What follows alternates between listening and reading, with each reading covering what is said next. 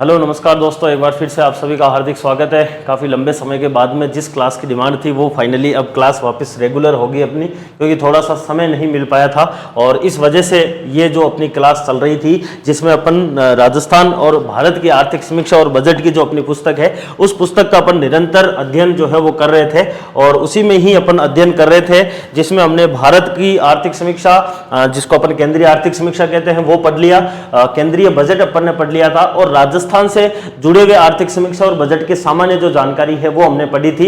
अब यहां से आपकी 10 क्लासें बाकी है, यानी कि चैप्टर नंबर 1 जो है वो आज अपन शुरुआत करेंगे, जिसमें हम राजस्थान की आर्थिक समीक्षा का अध्याय 1 पढ़ेंगे और अध्याय 1 है आपका बदलता राजस्थान, आर्थिक वृद्धि और आपके सार्वजनिक वित्त।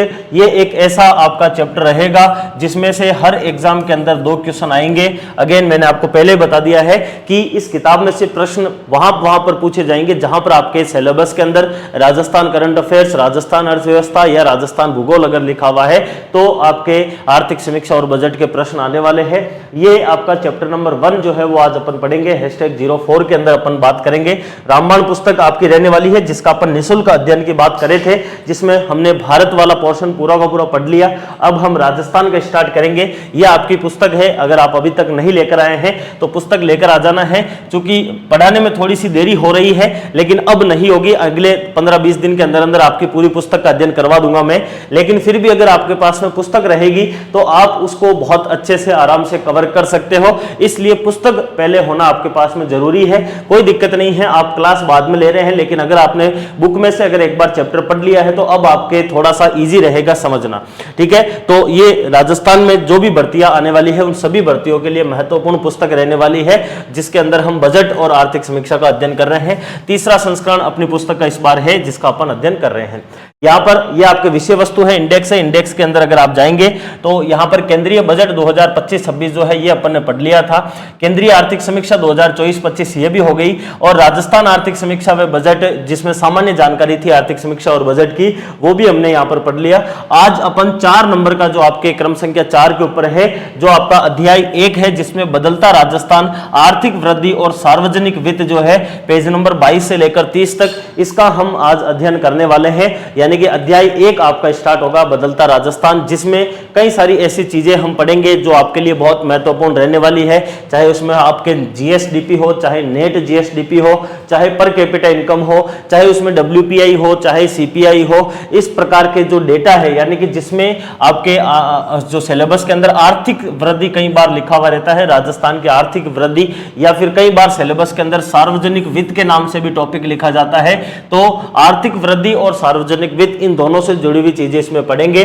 आर्थिक समीक्षा का पहले अध्ययन करेंगे, उसके बाद में इससे जुड़ा हुआ जो भी बजट 2025-26 में अपडेट रहा है वो हम बजट भी इसमें देखने वाले हैं, वो अपडेट भी अपन देखेंगे इसके अंदर। बाद में अपन आगे चलते रहेंगे। अभी चैप्टर नंबर 1 स्टार्ट करेंगे। कुल जो है वो आपके 10 चैप्टर है, 10 चैप्टर तक इसमें अध्ययन अपन करेंगे।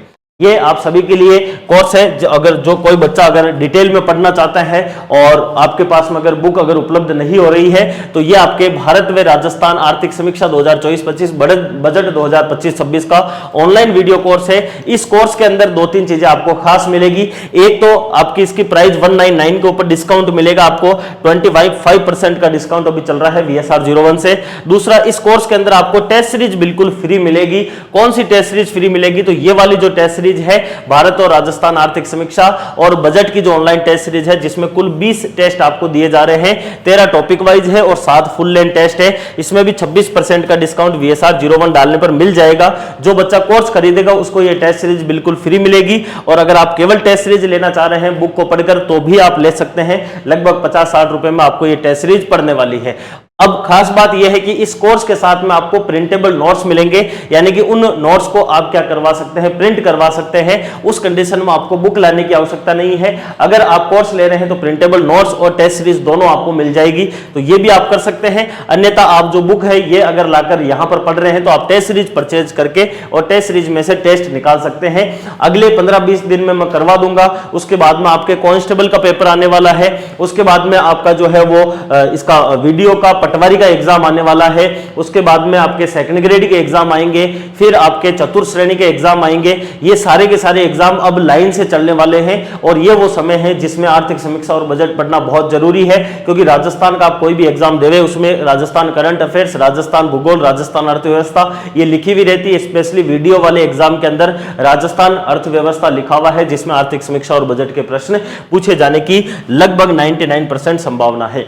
आज अपन पहले नंबर का चैप्टर पढ़ेंगे, अध्याय 1 जो है वो अपन देखेंगे, जिसमें बदलता राजस्थान की बात करेंगे, जिसमें आर्थिक वृद्धि और आपके सार्वजनिक जो वित्त है उसकी हम इसमें बात करने वाले हैं। इसमें कुछ करेक्शन अगर रहेंगे बुक के अंदर तो वो मैं आपको साथ साथ बता दूंगा कि इसमें ये करेक्शन है, इसमें ये करेक्शन है। बाकी अपन सिस्टमेटिक पढ़ रहे हैं चैप्टर। आपके किताब के अंदर पेज नंबर आप 22 यानी कि 22 नंबर पेज पर जाएंगे तो आपके ये चीज लिखी हुई है, अध्याय 1 बदलता राजस्थान आर्थिक वृद्धि और सार्वजनिक वित्त। ये आपके चैप्टर नंबर 1 के नाम से 22 नंबर पेज के ऊपर लिखा हुआ है। इसमें लिखा हुआ है समावेशी विकास के लिए 10 संकल्प राजस्थान सरकार के द्वारा समावेशी विकास के लिए। अब मैंने आपको कहा था कि बजट के अंदर 2030 दिया हुआ है, आर्थिक समीक्षा के अंदर 2029 दिया हुआ है कि हम हमारी इकोनॉमी को 350 बिलियन जो है वो अमेरिकी डॉलर करेंगे। इसके लिए हमें क्या चाहिए? समावेशी विकास चाहिए। क्या चाहिए? समावेशी विकास चाहिए। और समावेशी विकास के लिए राजस्थान सरकार के द्वारा 10 संकल्प रखे गए हैं और ये 10 जो संकल्प हैं ये आपके इस आर्थिक समीक्षा के 10 चैप्टर है। आप इस अध्याय 1 से लेकर अध्याय 10 तक जाएंगे तो ये 10 जो अध्याय आर्थिक समीक्षा में रखे गए हैं यही चैप्टर नंबर 1 के अंदर आपके क्या दिए हुए हैं? 10 संकल्प दिए हुए हैं, जिसमें 1 नंबर चैप्टर यहां से स्टार्ट होता है। अगर आप चैप्टर के नाम याद कर लेते हैं तो ये संकल्प भी याद हो जाएंगे। संभवतः आरएस मेंस में भी पूछ ले, बाकी वनडे एग्जाम के लिए इंपॉर्टेंट है। सबसे पहले लिखा हुआ है 350 बिलियन आपके या फिर 350 अरब की अर्थव्यवस्था में बनानी है, जिसमें स्पेशली आर्थिक वृद्धि की बात कर रहा है और सार्वजनिक वित्त की बात कर रहा है। केवल इस चैप्टर को आप ऐसे लिंक करके याद रख लीजिए कि 350 बिलियन डॉलर की अर्थव्यवस्था बनाना है, जो कि अपने आप में यहां पर भी बताया हुआ है कि 350 बिलियन डॉलर की अर्थव्यवस्था बनानी है। कब तक बनानी है? 2029 तक हमें बनानी है, ये इसमें लिखा हुआ है। और बजट के अंदर ये 2030 मिलेगा, अभी मैं आपको बता दूंगा, क्योंकि सरकार थोड़ा सा कंफ्यूजन रख दी है, लेकिन फिर भी आप 29-30 दोनों ध्यान रख लेना है माइंड के अंदर। अब ये चैप्टर नंबर 1 का नाम आप याद रख लीजिए, 350 बिलियन अमेरिकी डॉलर की अर्थव्यवस्था बनाएंगे। ये हमारे 10 विकल्प में या फिर 10 संकल्प में से एक संकल्प है समावेशी विकास के लिए। उसके बाद में दूसरा आपके संकल्प है कौन सा? बुनियादी ढांचे का विकास। यहां पर आप जाएंगे तो 2 नंबर का चैप्टर लिखा हुआ है, बुनियादी संरचना से मूलभूत सुविधाओं का उन्नयन, और बुनियादी संरचना से ही जुड़ा हुआ आपके दूसरा संकल्प है बुनियादी ढांचे का विकास। तीसरा आता है आपके जीवन की गुणवत्ता बुनियादी सुविधाएं। यहां पर 3 नंबर का अध्याय है जीवन की गुणवत्ता में वृद्धि, शहरी ग्रामीण एवं क्षेत्रीय विकास, यानी कि ये जीवन की गुणवत्ता से संबंधित है। यही हमारा तीसरा क्या है? संकल्प है। 4 नंबर पर संकल्प लिखा हुआ है कृषि विकास एवं किसान कल्याण, और 4 नंबर का अध्याय भी आपके सशक्त और समृद्ध कृषि है, यानी कि कृषि से जुड़ा हुआ है। तो 4 नंबर का जो आपके जो संकल्प है वो भी किससे जुड़ा हुआ है? कृषि से जुड़ा हुआ है। फिर 5वां संकल्प है औद्योगिक विकास एवं निवेश प्रोत्साहन। यहां पर आप 5 नंबर का अध्याय देखेंगे तो निवेश में वृद्धि, खनन एवं औद्योगिक क्षेत्र का त्वरित विकास, यानी कि 5 नंबर चैप्टर औद्योगिक क्षेत्र से जुड़ा हुआ है। यही हमारा 5 नंबर का संकल्प है। 6 नंबर का अगर आप संकल्प देखोगे तो लिखा हुआ है पर्यटन, कला एवं संस्कृति प्रोत्साहन, और यहां पर 6 नंबर का अध्याय देखोगे तो पर्यटन, कला, संस्कृति एवं सेवा क्षेत्र में के विकास में के अंदर गति, यानी कि ये भी पर्यटन, कला और संस्कृति और सेवा क्षेत्र से जुड़ा हुआ है। ये हमारे 6 नंबर का इसमें संकल्प हो जाएगा। 7 नंबर का संकल्प आप देखोगे तो लिखा हुआ है सतत विकास और हरित विकास। 7 नंबर का चैप्टर देखोगे तो सतत एवं हरित विकास, यानी कि जो चैप्टर के नाम है वही आपको यहां पर संकल्प में याद रखने हैं। 8वें नंबर का संकल्प है मानव संसाधन विकास और सबके लिए स्वास्थ्य। 8 नंबर का अगर आप अध्याय देखोगे तो लिखा हुआ है मानव संसाधन विकास एवं सबके लिए स्वास्थ्य, एज इट इज लाइज है, कोई भी चेंज नहीं करा है। 9 नंबर का अगर आप देखोगे तो लिखा हुआ है सामाजिक सुरक्षा। यहां पर आप 9 नंबर का अध्याय देखोगे तो सामाजिक सुरक्षा, फिर लिखा हुआ है सभी नागरिकों का कल्याण, यानी कि ये भी आपके सीधा चैप्टर का नाम है। और 10 नंबर का आप संकल्प देखोगे तो लिखा हुआ है सुशासन, और 10 नंबर के अगर आप देखोगे तो सुशासन से समृद्धि।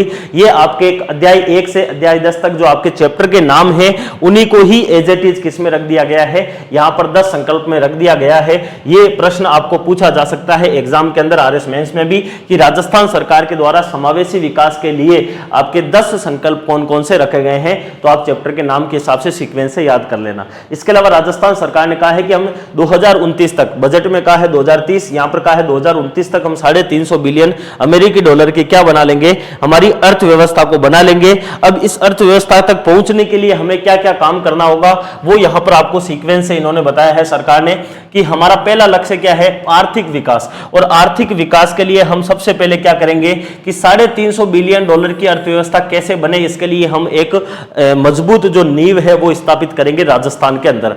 फिर दूसरा आता है क्षेत्रीय परिवर्तन। क्षेत्रीय परिवर्तन का मतलब क्या है कि हम क्षेत्रीय परिवर्तन करेंगे और क्षेत्रीय परिवर्तन के लिए हम आर्थिक विकास को गति देने के लिए प्रमुख क्षेत्रों के अंदर तेजी लाएंगे, चाहे वो कृषि हो, चाहे उद्योग हो, चाहे सेवा क्षेत्र हो, इनमें हम क्या लाएंगे, तेजी लेकर आएंगे, जिससे हमारा क्षेत्रीय परिवर्तन हो पाएगा। फिर अगला आपके आता है पूंजी निर्माण का, जिसमें कहा है कि 350 बिलियन डॉलर की अर्थव्यवस्था जो है वो बनाने के लिए हम बुनियादी जो ढांचा है उसका निर्माण करेंगे, हमारी जो इंफ्रास्ट्रक्चर है उसका डेवलपमेंट करेंगे, जिससे कि हम 350 बिलियन की अर्थव्यवस्था पहुंच जाए। फिर आता है मूल्य स्थिरीकरण, यानी कि जो इन्फ्लेशन है, जो आपके एक प्रकार से मुद्रास्फीति है वो कम से कम रहे, मूल्य के अंदर स्थिरीकरण आए, इसके लिए हम विकास और आर्थिक स्थिरता को बढ़ावा देने का काम करेंगे। फिर आता है राजकोषीय प्रबंधन, जिसके लिए सरकार ने कहा है कि वित्तीय स्थिरता जो है वो हमें क्या करनी होगी, सुनिश्चित करनी होगी। राजकोषीय प्रबंधन का मतलब यही है कि हमारा घाटा कम से कम रहे और हमारी जो आय है वो ज्यादा से ज्यादा रहे, ये सरकार के द्वारा इसमें कोशिश की जाएगी। फिर है वित्तीय सेवाएं। वित्तीय सेवाओं में पूंजी तक पहुंच के माध्यम से विकास को सक्षम बनाना है, यानी कि सरकार ये चाहती है कि वित्तीय जो आपके सेवाएं हैं जिसमें जनता के लिए जो है वो हम क्या करेंगे, वित्तीय समावेशन के रास्ते खोलेंगे, चाहे ऑनलाइन प्लेटफॉर्म हो जिसके माध्यम से लोग जो है बैंकिंग के साथ में जुड़े, जिससे कि वित्तीय समावेशन बढ़े, जिससे कि वित्तीय सेवाएं बढ़ सकती हो। समावेशी विकास, यानी कि सबको एक साथ करके तो एक आपके समता मूलक जो है वो आपके अर्थव्यवस्था का निर्माण करना है। ये आपके इसमें क्या आते हैं, कुछ लक्ष्य आते हैं जो सरकार के द्वारा इस 350 बिलियन डॉलर की अर्थव्यवस्था को प्राप्त करने के लिए बताए गए हैं आपके इस इकोनॉमिक सर्वे के अंदर।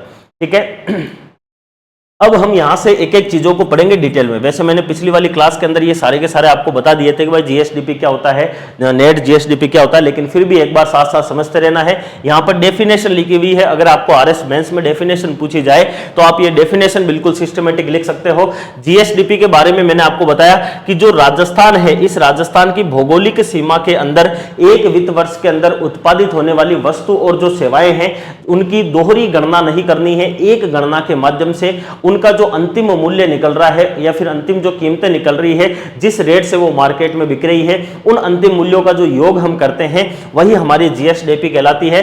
जो इकोनॉमिक सर्वे में डेफिनेशन दी है वो है कि राज्य की अर्थव्यवस्था के अंतर्गत, यानी कि राज्य की इस भौगोलिक अर्थव्यवस्था के अंतर्गत बिना दोहरी गणना किए, ऐसा नहीं हो कि गेहूं को आप खेत से निकल रहा है तब भी हमने काउंट कर लिया है उसकी रेट, और जब वो बिस्किट बनकर बिक रहा है या फिर आपके ब्रेड बनकर बिक रहा है तब भी उसको ऐड कर रहे हैं, ऐसा नहीं होना चाहिए। इसीलिए इसमें अंतिम मूल्य को लिया जाता है, तो दोहरी गणना जो है वो नहीं करनी है। इसके अलावा निश्चित अवधि का मतलब है एक वित्त वर्ष के अंतर्गत उत्पादित वस्तु और सेवाएं दोनों की दोनों इसमें आती है, उनके जो मौद्रिक मूल्य है उनका योग जो है, जो टोटल है, वही हमारी सकल राज्य घरेलू उत्पाद या फिर आपके gross state domestic product GSDP के नाम से ये जाना जाता है। अब जीएसडीपी के अंदर जो हम यहां पर इनके मौद्रिक मूल्य ले रहे हैं, ये मौद्रिक मूल्य जो है वो कौन से लेने हैं, तो इन मौद्रिक मूल्यों के लिए दो प्रकार के मूल्य होते हैं, जिसमें से एक मूल्य कहलाता है स्थिर और दूसरा मूल्य कौन सा कहलाता है, प्रचलित। और इसी के बारे में ही आपको आगे जैसे ही आप जाएंगे, इसी के ही नीचे पेज नंबर 22 के ऊपर ही लिखा हुआ है कि मापन के आधार आपकी जो जीएसडीपी है इसको आप मापोगे कैसे, तो इसके दो आधार हैं, एक है स्थिर मूल्य के ऊपर और एक है आपके प्रचलित मूल्य के ऊपर। स्थिर और प्रचलित में यहां पर वैसे आपको बताया हुआ है कि इन दोनों में डिफरेंस क्या है, लेकिन फिर भी आप समझिए, आप नाम से समझ जाएंगे। स्थिर का मतलब है, स्थिर मूल्य का मतलब ऐसा वित्त वर्ष, अब सारे के सारे मूल्य निकलेंगे वित्त वर्ष से। वित्त वर्ष का मतलब भी मैंने बता रखा है 1 अप्रैल से 31 मार्च तक का टाइम पीरियड एक वित्त वर्ष कहलाता है। लेकिन स्थिर मूल्य का मतलब है, नाम से ही पता चल रहा है, जिस वित्त वर्ष में मूल्य क्या रहे हैं, स्थिर रहे हैं, यानी कि मूल्यों के अंदर उतार चढ़ाव सबसे कम रहा है, या फिर जिस वित्त वर्ष में मुद्रास्फीति सबसे कम रही है, उस वित्त वर्ष का जो आपके मूल्य है प्रत्येक वस्तु का या सेवा का, वो लिया जाएगा।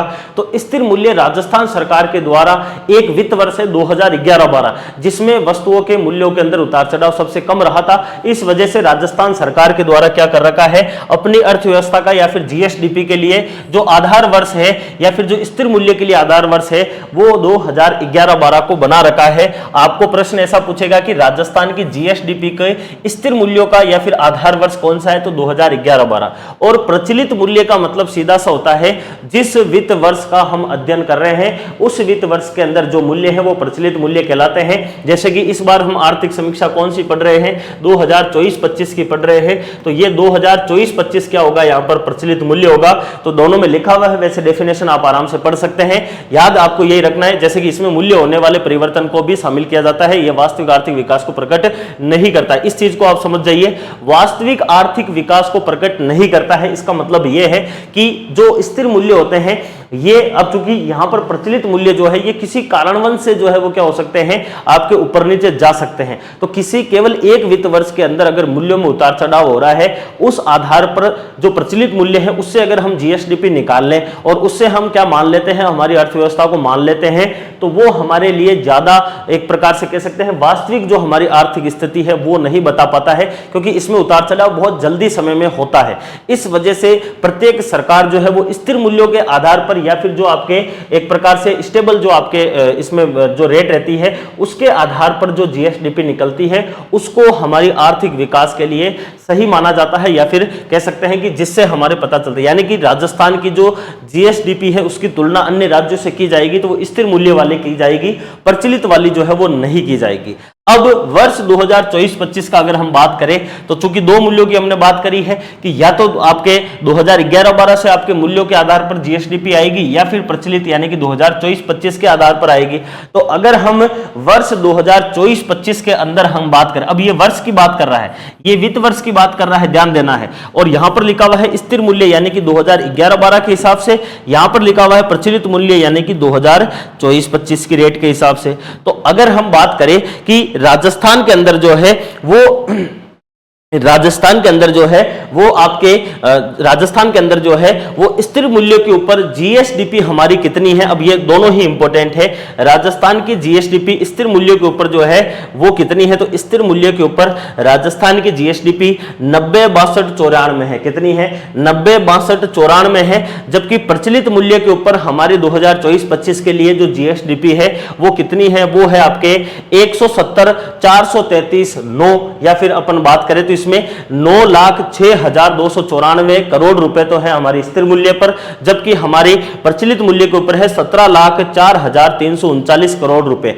अब गत वर्ष का मतलब क्या होगा, 24-25 इस बार वाला है, तो 2023-24 से अगर हम कौन से वित्त वर्ष में जाएं, 2024-25 में अगर हम जाते हैं तो हमारी जो आपके जीडीपी है या फिर जीएसडीपी है उसमें क्या प्लस रहा है या फिर क्या माइनस रहा है, उसकी अगर हम बात करें तो स्थिर मूल्य के ऊपर जो हमारी जीएसडीपी है वो पिछले वित्त वर्ष से इस वित्त वर्ष के अंदर जाने पर वृद्धि दिखाता है और प्रचलित मूल्य के ऊपर भी वृद्धि दिखाता है। यानी कि दोनों ही कंडीशन में हमारे क्या हुआ है, प्लस हुआ है, माइनस कहीं भी नहीं हुआ है। लेकिन स्थिर मूल्य के ऊपर हमारे 7.82% की वृद्धि है, जबकि प्रचलित मूल्य के ऊपर हमारे 12.02% की क्या आती है, जीएसडीपी के अंदर वृद्धि आती है। और यह प्रश्न आपके डायरेक्टली एग्जाम के अंदर पूछा जाता है और इसको आपको क्या करना है, स्पेशली याद रखना है। यानी कि अगर हम मोटा मोटा देखें तो 9.06 लाख करोड़ ये तो हमारा क्या है, स्थिर मूल्य के ऊपर हमारी जीएसडीपी है। और वहीं अगर हम वृद्धि दर की बात करें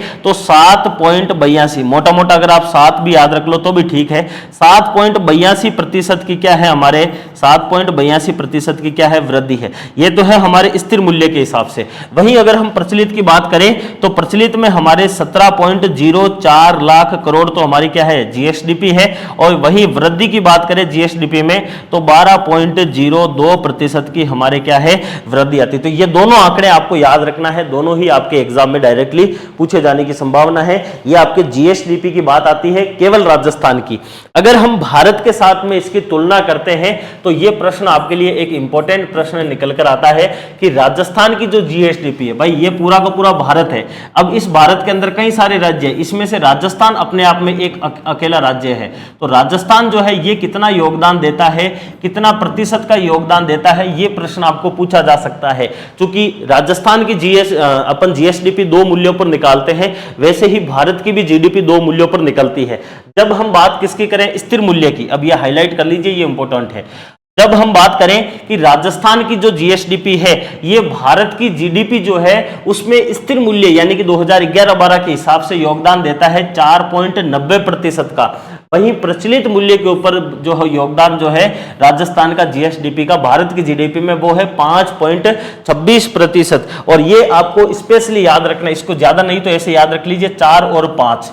भाई राजस्थान की जो जीएसडीपी है इसका भारत की जीडीपी में योगदान कितना है 4-5, स्थिर पर है 4, प्रचलित पर है 5। मैंने बताया था कि हमेशा प्रचलित मूल्य के ऊपर जो भी मान आएगा, चाहे वो जीडीपी का है, चाहे वो पर कैपिटा इनकम का है, किसी का भी आए, वो हमेशा ज्यादा आएगा, क्योंकि वर्तमान समय में इन्फ्लेशन ज्यादा है इस वजह से। तो कम वाला तो किसका है स्थिर मूल्य पर, ज्यादा किसका है प्रचलित पर। तो आपको डायरेक्ट प्रश्न पूछेगा कि राजस्थान की जीएसडीपी का भारत की जीडीपी में कितना योगदान है, स्थिर पर है 4, प्रचलित पर है 5। अब मोटा मोटा याद रहेगा तो बाकी वाला हो जाएगा 4.90, 5.26। ठीक है, ये चीज आपको समझ में आ जानी चाहिए। जीएसडीपी की यहां पर बात करी है, भारत की जीएसडीपी से तुलना कर ली आपने, जो है वो योगदान देख लिया है। अब एक प्रश्न, ये प्रश्न ऐसा है जो संभावना कम है कि राजस्थान के एग्जाम में आपको पूछे, क्योंकि ये आपके राजस्थान की और भारत की जो जीएसडीपी या फिर जीडीपी है उन दोनों की क्या कर रहा है, यहां पर तुलना कर रहा है। अगर हम बात करें तो यहां पर प्रचलित कीमतों के ऊपर है, यानी कि 2024-25 के मूल्यों के आधार पर है, और यहां पर स्थिर कीमतों पर है, यानी कि 2011-12 के स्थिर मूल्यों के आधार पर यहां पर क्या बता रखी है, तुलना कर रखी है। यहां पर पहले है राजस्थान, फिर है आपके भारत, यहां पर भी है राजस्थान और यहां पर है भारत। राजस्थान का हमने अभी देखा था कि प्रचलित मूल्य पर हमारे जो जीएसडीपी है वो कितनी है, 17.04 लाख करोड़ है। कितनी है, 17.04 लाख करोड़ है। वृद्धि कितनी है, 12.02 है। तो 17.04 लाख करोड़, वृद्धि है 12.02% की। वहीं अगर हम बात करें स्थिर मूल्य पर भी हम राजस्थान के पड़े हैं, 9.06 लाख करोड़ है और वृद्धि है 7.82 की। तो 9.06 लाख करोड़ है और 7.82 की क्या है, वृद्धि है। अब भारत की अगर हम बात करें तो भारत की जो जीडीपी है वो, भारत की जीडीपी प्रचलित कीमतों के ऊपर और स्थिर कीमतों पर कितनी है, तुलना मैंने बताई दी थी। तो भारत की जो जीडीपी है प्रचलित कीमतों पर वो है 324.11 लाख करोड़। इस 324.11 लाख करोड़ का जो है वो आपके प्रचलित कीमतों के हिसाब से 5.26% कौन है, 17.04 लाख करोड़ है, जो हमने देखा था कि इसका जो है वो ये कितना प्रतिशत है, इसका जो है ये कितना प्रतिशत है आपके, ये वाला है जो कि 5.26% निकल कर आता है। अभी हमने देखा था कि राजस्थान का जीएसडीपी का भारत की जीडीपी में कितना योगदान है। वहीं स्थिर मूल्य के हिसाब से जो है वो आपके भारत की जीडीपी कितनी है, 184.88 लाख करोड़ की है और इसमें वृद्धि है 6.09 की। यहां पर वृद्धि है आपके 9.07 की। और यहां पर अगर हम बात करें तो राजस्थान की जीडीपी जो भारत की जीडीपी है उसकी स्थिर मूल्य पर 4.90 है, यानी कि इसका जो है ये कितना है, 4.90% जो है वो आपके राजस्थान की स्थिर कीमतों पर है। अब यहां पर है 12, यहां पर है 9, यहां पर है 7, यहां पर है 6, यानी कि वृद्धि की अगर हम बात करें तो राजस्थान जो है वो भारत की तुलना में अपनी जीडीपी में ज्यादा वृद्धि रखता है। कितनी रखता है, तो ये भी आप साथ साथ में याद रख लीजिए कि राजस्थान जो है वो भारत की जीडीपी से +3 की वृद्धि तो रखता है प्रचलित कीमतों पर और +1 की वृद्धि जो है वो रखता है आपके स्थिर कीमतों के ऊपर। ये तुलनात्मक अध्ययन आप जो है वो भारत और राजस्थान का दोनों का यहां पर कर सकते हैं, क्योंकि यहां पर साथ में आपके लिखा हुआ भी है नीचे निष्कर्ष में कि स्थिर कीमत हो या फिर प्रचलित कीमत हो, दोनों के आधार पर गत वर्ष की तुलना में राजस्थान के सकल घरेलू उत्पाद में वृद्धि जो है वो भारत के सकल घरेलू उत्पाद की वृद्धि की तुलना में कैसी रही है, अधिक रही है। इसका मतलब ये इंपॉर्टेंट है, ये आपको कथन देकर प्रश्न पूछा जाए तो आप यहां से सही कर देना है। तो ये आपके जीडीपी की बात आ गई। सबसे पहले हमने जीएसडीपी या फिर जीडीपी की बात करी है, सकल राज्य घरेलू उत्पाद। अब हम बात किसकी करेंगे, नेट एसडीपी, यानी कि ये आपका दूसरा पोर्शन आता है जिसमें हम एक शब्द जोड़ देते हैं शुद्ध और फिर आगे आ जाता है वही राज्य घरेलू उत्पाद। यानी कि जो हमने जीएसडीपी अभी निकाला था उसी जीएसडीपी से हम शुद्ध जीएसडीपी निकालेंगे। और शुद्ध कैसे निकलेगी कि भाई हमने इस जीएसडीपी को निकालते समय हमने इस चीज के ऊपर ध्यान नहीं दिया कि हमारी मशीनों ने जो उत्पादन किया उस उत्पादन में मशीनों में कुछ घिसावट आई है, उनके मेंटेनेंस पे खर्च आया है, हमने लेबर भी लगाई है, लेबर को हमने पैसे दिए हैं, ट्रांसपोर्टेशन पे हमने पैसे दिए हैं, तो वो चीजें इसमें ऐड नहीं होती, इसमें केवल अंतिम मूल्य ऐड होता है। इस वजह से ये हमारी विकास को एकदम सही तरीके से नहीं बताता है। इस वजह से इसमें से वो चीजें हम घटा देते हैं, माइनस कर देते हैं किसको, ह्रास को।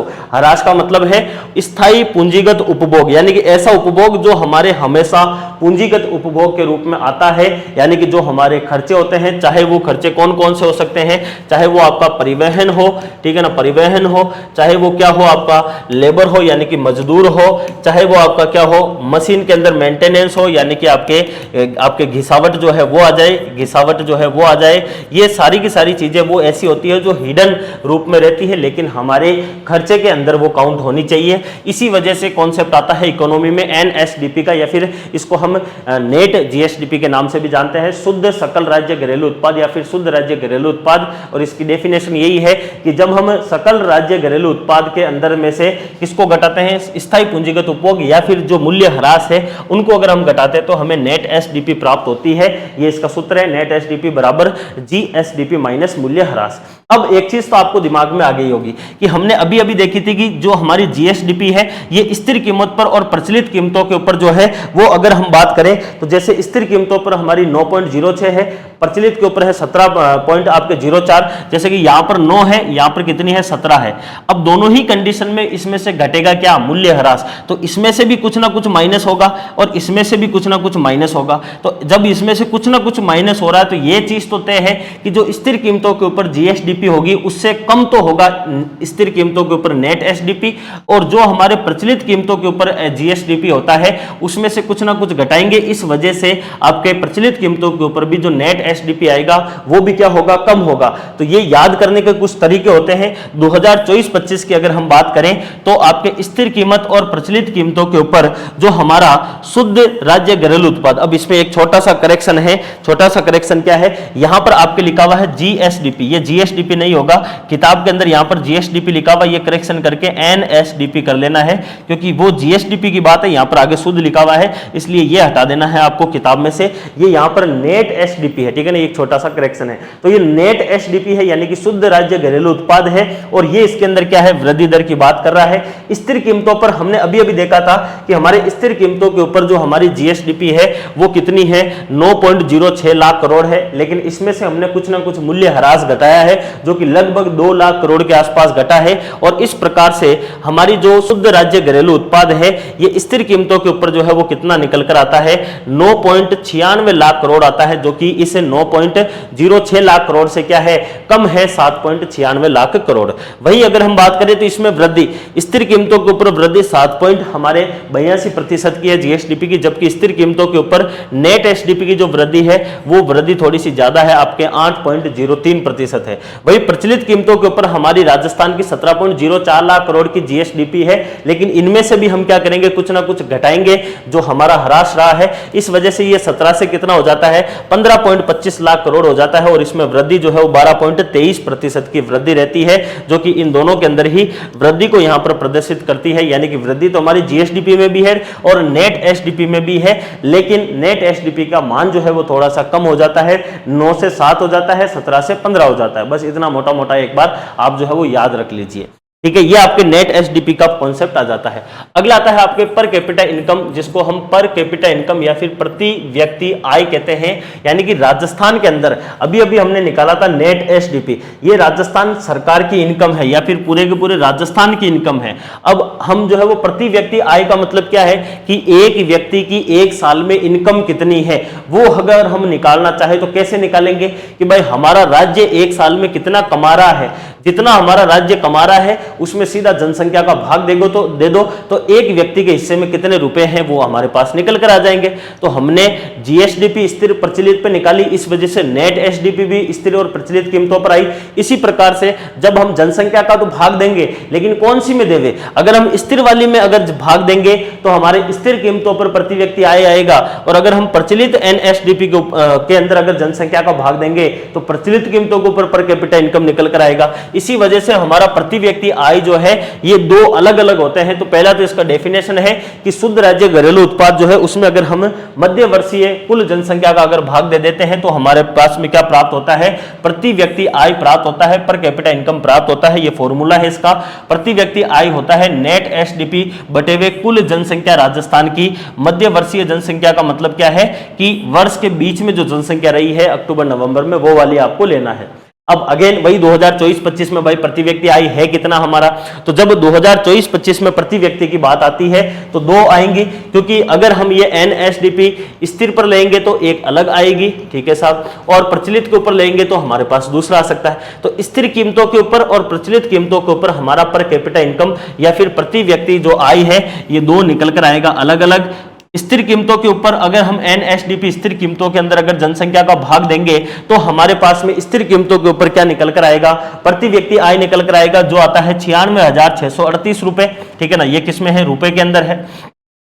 और अगर हम प्रचलित कीमतों के ऊपर जो NSDP है उसमें अगर जनसंख्या का भाग देंगे तो 1,85,053 रुपए जो है वो हमारे पास में प्रचलित कीमतों के ऊपर पर कैपिटा इनकम निकल कर आएगा। और ये दोनों ही मोस्ट इंपोर्टेंट है, ये आपके वेरी वेरी इंपोर्टेंट है, इस वाले बॉक्स को याद ही रख लीजिए। याद थोड़ा सा रखने के लिए आप दिमाग में थोड़ा सा चीजें को सेट कर लेना है। 96,638 याद रखना है। स्थिर कीमतों पर प्रति व्यक्ति आय चूंकि वो कम होगी, क्योंकि प्रचलित में मैंने कहा है कि हमेशा चीजें ज्यादा होगी, स्थिर पर हमेशा कम होगी, तो स्थिर के ऊपर तो है 96,638, क्या है 96,638, और प्रचलित पर कितनी है 185,053। भाई 2-3 बार याद करोगे तो याद रह जाएगी। 96,638 तो क्या है आपके 96,638, 96,638, 96,638 तो है हमारी स्थिर कीमतों के ऊपर, और प्रचलित पर याद करोगे तो 185,053। क्या याद करना है 185,053, 185,053 आपके प्रचलित कीमतों के ऊपर पर कैपिटा इनकम है। अब वृद्धि कितनी रही है 2023-24 से 2024-25 में जाते हैं तब हमारी वृद्धि होती है प्लस स्थिर कीमतों के ऊपर 6.88% की, और प्रचलित कीमतों पर होती है प्लस 11.04% की। ये आपके वृद्धि है पर कैपिटा इनकम या फिर प्रति व्यक्ति आय के अंदर जो है वो वृद्धि निकल कर आती है, ठीक है।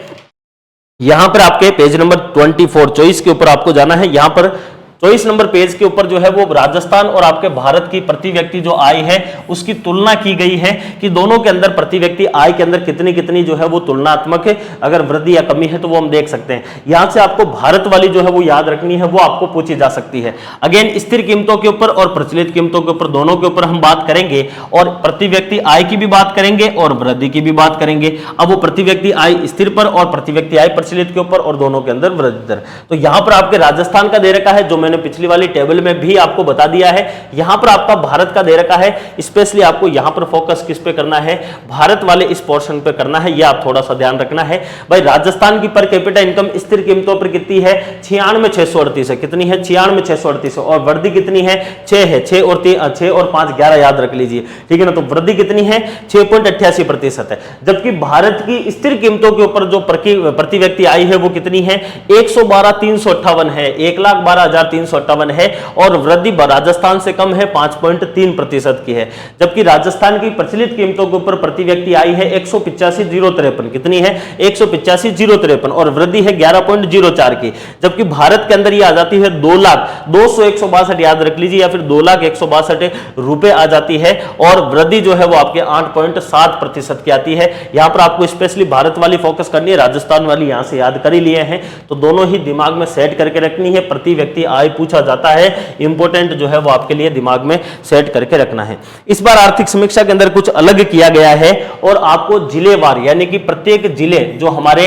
33 जिले हैं उनके आधार पर राजस्थान सरकार ने जो है वो टॉप जो आपके डिस्ट्रिक्ट हैं वो बताए गए हैं। किन किन चीजों में, केवल 2 चीजों में बताया है कि जीएसडीपी के मामले में कौन से डिस्ट्रिक्ट टॉप पर है, और पर कैपिटा इनकम जो है उसके मामले में कौन से डिस्ट्रिक्ट जो है वो आपके टॉप पर है। ये केवल आपको बताया गया है 2 ही चीजों के मामले में, किस किस में बताया है, जीएसडीपी में और पर कैपिटा इनकम के अंदर। इस बार डिस्ट्रिक्ट वाइज भी जो है वो जीएसडीपी और पर कैपिटा इनकम बताया है।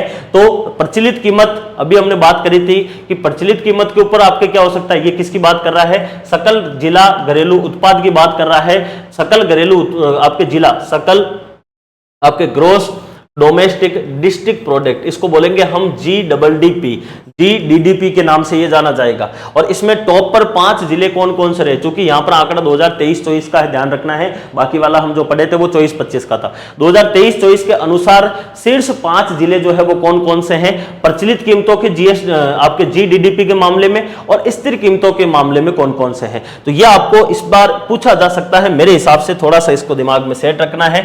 प्रचलित कीमतों के मामले में हमारे हमारे जीडीडीपी के अंदर पहले नंबर पर है आपका जयपुर जिला, दूसरे नंबर पर है आपका अलवर जिला, तीसरे नंबर पर है जोधपुर जिला और चौथे नंबर पर कौन सा आता है आपका भीलवाड़ा जिला जो है वो आपके चौथे नंबर पर आता है। वहीं अगर हम बात करें स्थिर कीमतों के मामले में तो स्थिर में भी पहले नंबर पर कौन है, जयपुर है, दूसरे पर कौन है, अलवर है, तीसरे पर कौन है, जोधपुर है, चौथे पर यहां पर अजमेर जो है वो शिफ्ट हो जाता है भीलवाड़ा की जगह पर, यानी कि बी की जगह कौन आ जाता है, ए आ जाता है। बाकी आपके जे के नाम से याद रख सकते हो, जयपुर, अलवर, जोधपुर। जयपुर है टॉप पर, फिर है अलवर, फिर है जोधपुर, और ये आपके स्थिर में भी है, प्रचलित में भी है जीडीडीपी के अंदर। लेकिन प्रचलित के अंदर जो बी था वहां पर स्थिर के अंदर ए आ जाता है, इतना सा याद रख लीजिए। ये आपके जीएसडीपी की बात कर लीजिए, या फिर इसको हम आपके ग्रॉस आपके डोमेस्टिक डिस्ट्रिक्ट प्रोडक्ट के नाम से भी कह सकते हैं। ठीक है, ये यहां पर आपको वही नोट लगा के बताया गया है कि 2022-23 से 2023-24 में जाते हैं तो सबसे ज्यादा जो वृद्धि होती है स्थिर कीमतों पर वो अलवर में होती है, और उसके बाद जयपुर में होती है, और प्रचलित कीमतों के ऊपर सबसे ज्यादा अलवर में होती है, फिर अजमेर में होती है। यानी कि इनमें आपके जीडीडीपी के अंदर अगर हम वृद्धि की बात करेंगे, प्लस प्लस की बात करेंगे, तो अलवर जो है वो दोनों ही मामलों में टॉप पर है, चाहे स्थिर हो चाहे प्रचलित हो। यहां पर आपके जिलेवार जो है वो प्रति व्यक्ति आय दे रखी है, यानी कि पर कैपिटा इनकम की बात कर रखी है। कैसे, डिस्ट्रिक्ट वाइज, तो अगेन ये भी इंपॉर्टेंट हो जाता है, ये तो इंपॉर्टेंट था ही, इस बार डिस्ट्रिक्ट वाला पूछा जा सकता है। प्रति व्यक्ति आय जो है वो प्रत्येक डिस्ट्रिक्ट के हिसाब से यहां पर बताई गई है, प्रचलित कीमतों पर और आपके स्थिर कीमतों के ऊपर। प्रचलित के ऊपर टॉप पर अलवर है और स्थिर के अंदर भी टॉप पर अलवर है। उसके बाद में थोड़ा सा चेंज हो रहा है, प्रचलित के अंदर भीलवाड़ा दूसरे नंबर पर है, जो कि स्थिर के अंदर चौथे नंबर पर चला जाता है, और जयपुर जो है वो तीसरे नंबर पर है आपके प्रचलित के अंदर, जो कि स्थिर के अंदर दूसरे नंबर पर आ जाता है, और प्रचलित में चौथे नंबर पर अजमेर आता है, जबकि स्थिर के अंदर तीसरे नंबर पर राजसमंद आता है। ये यहां पर पूरा का पूरा अलग हो जाता है। बाकी लगभग इसमें 3 डिस्ट्रिक्ट कॉमन है टॉप 4 के अंदर, स्थिर कीमत और प्रचलित। प्रचलित के अंदर अगर हम बात करें, चाहे प्रचलित हो चाहे स्थिर हो, दोनों में ही पर कैपिटा इनकम के मामले में अलवर जिला राजस्थान में टॉप पर आता है।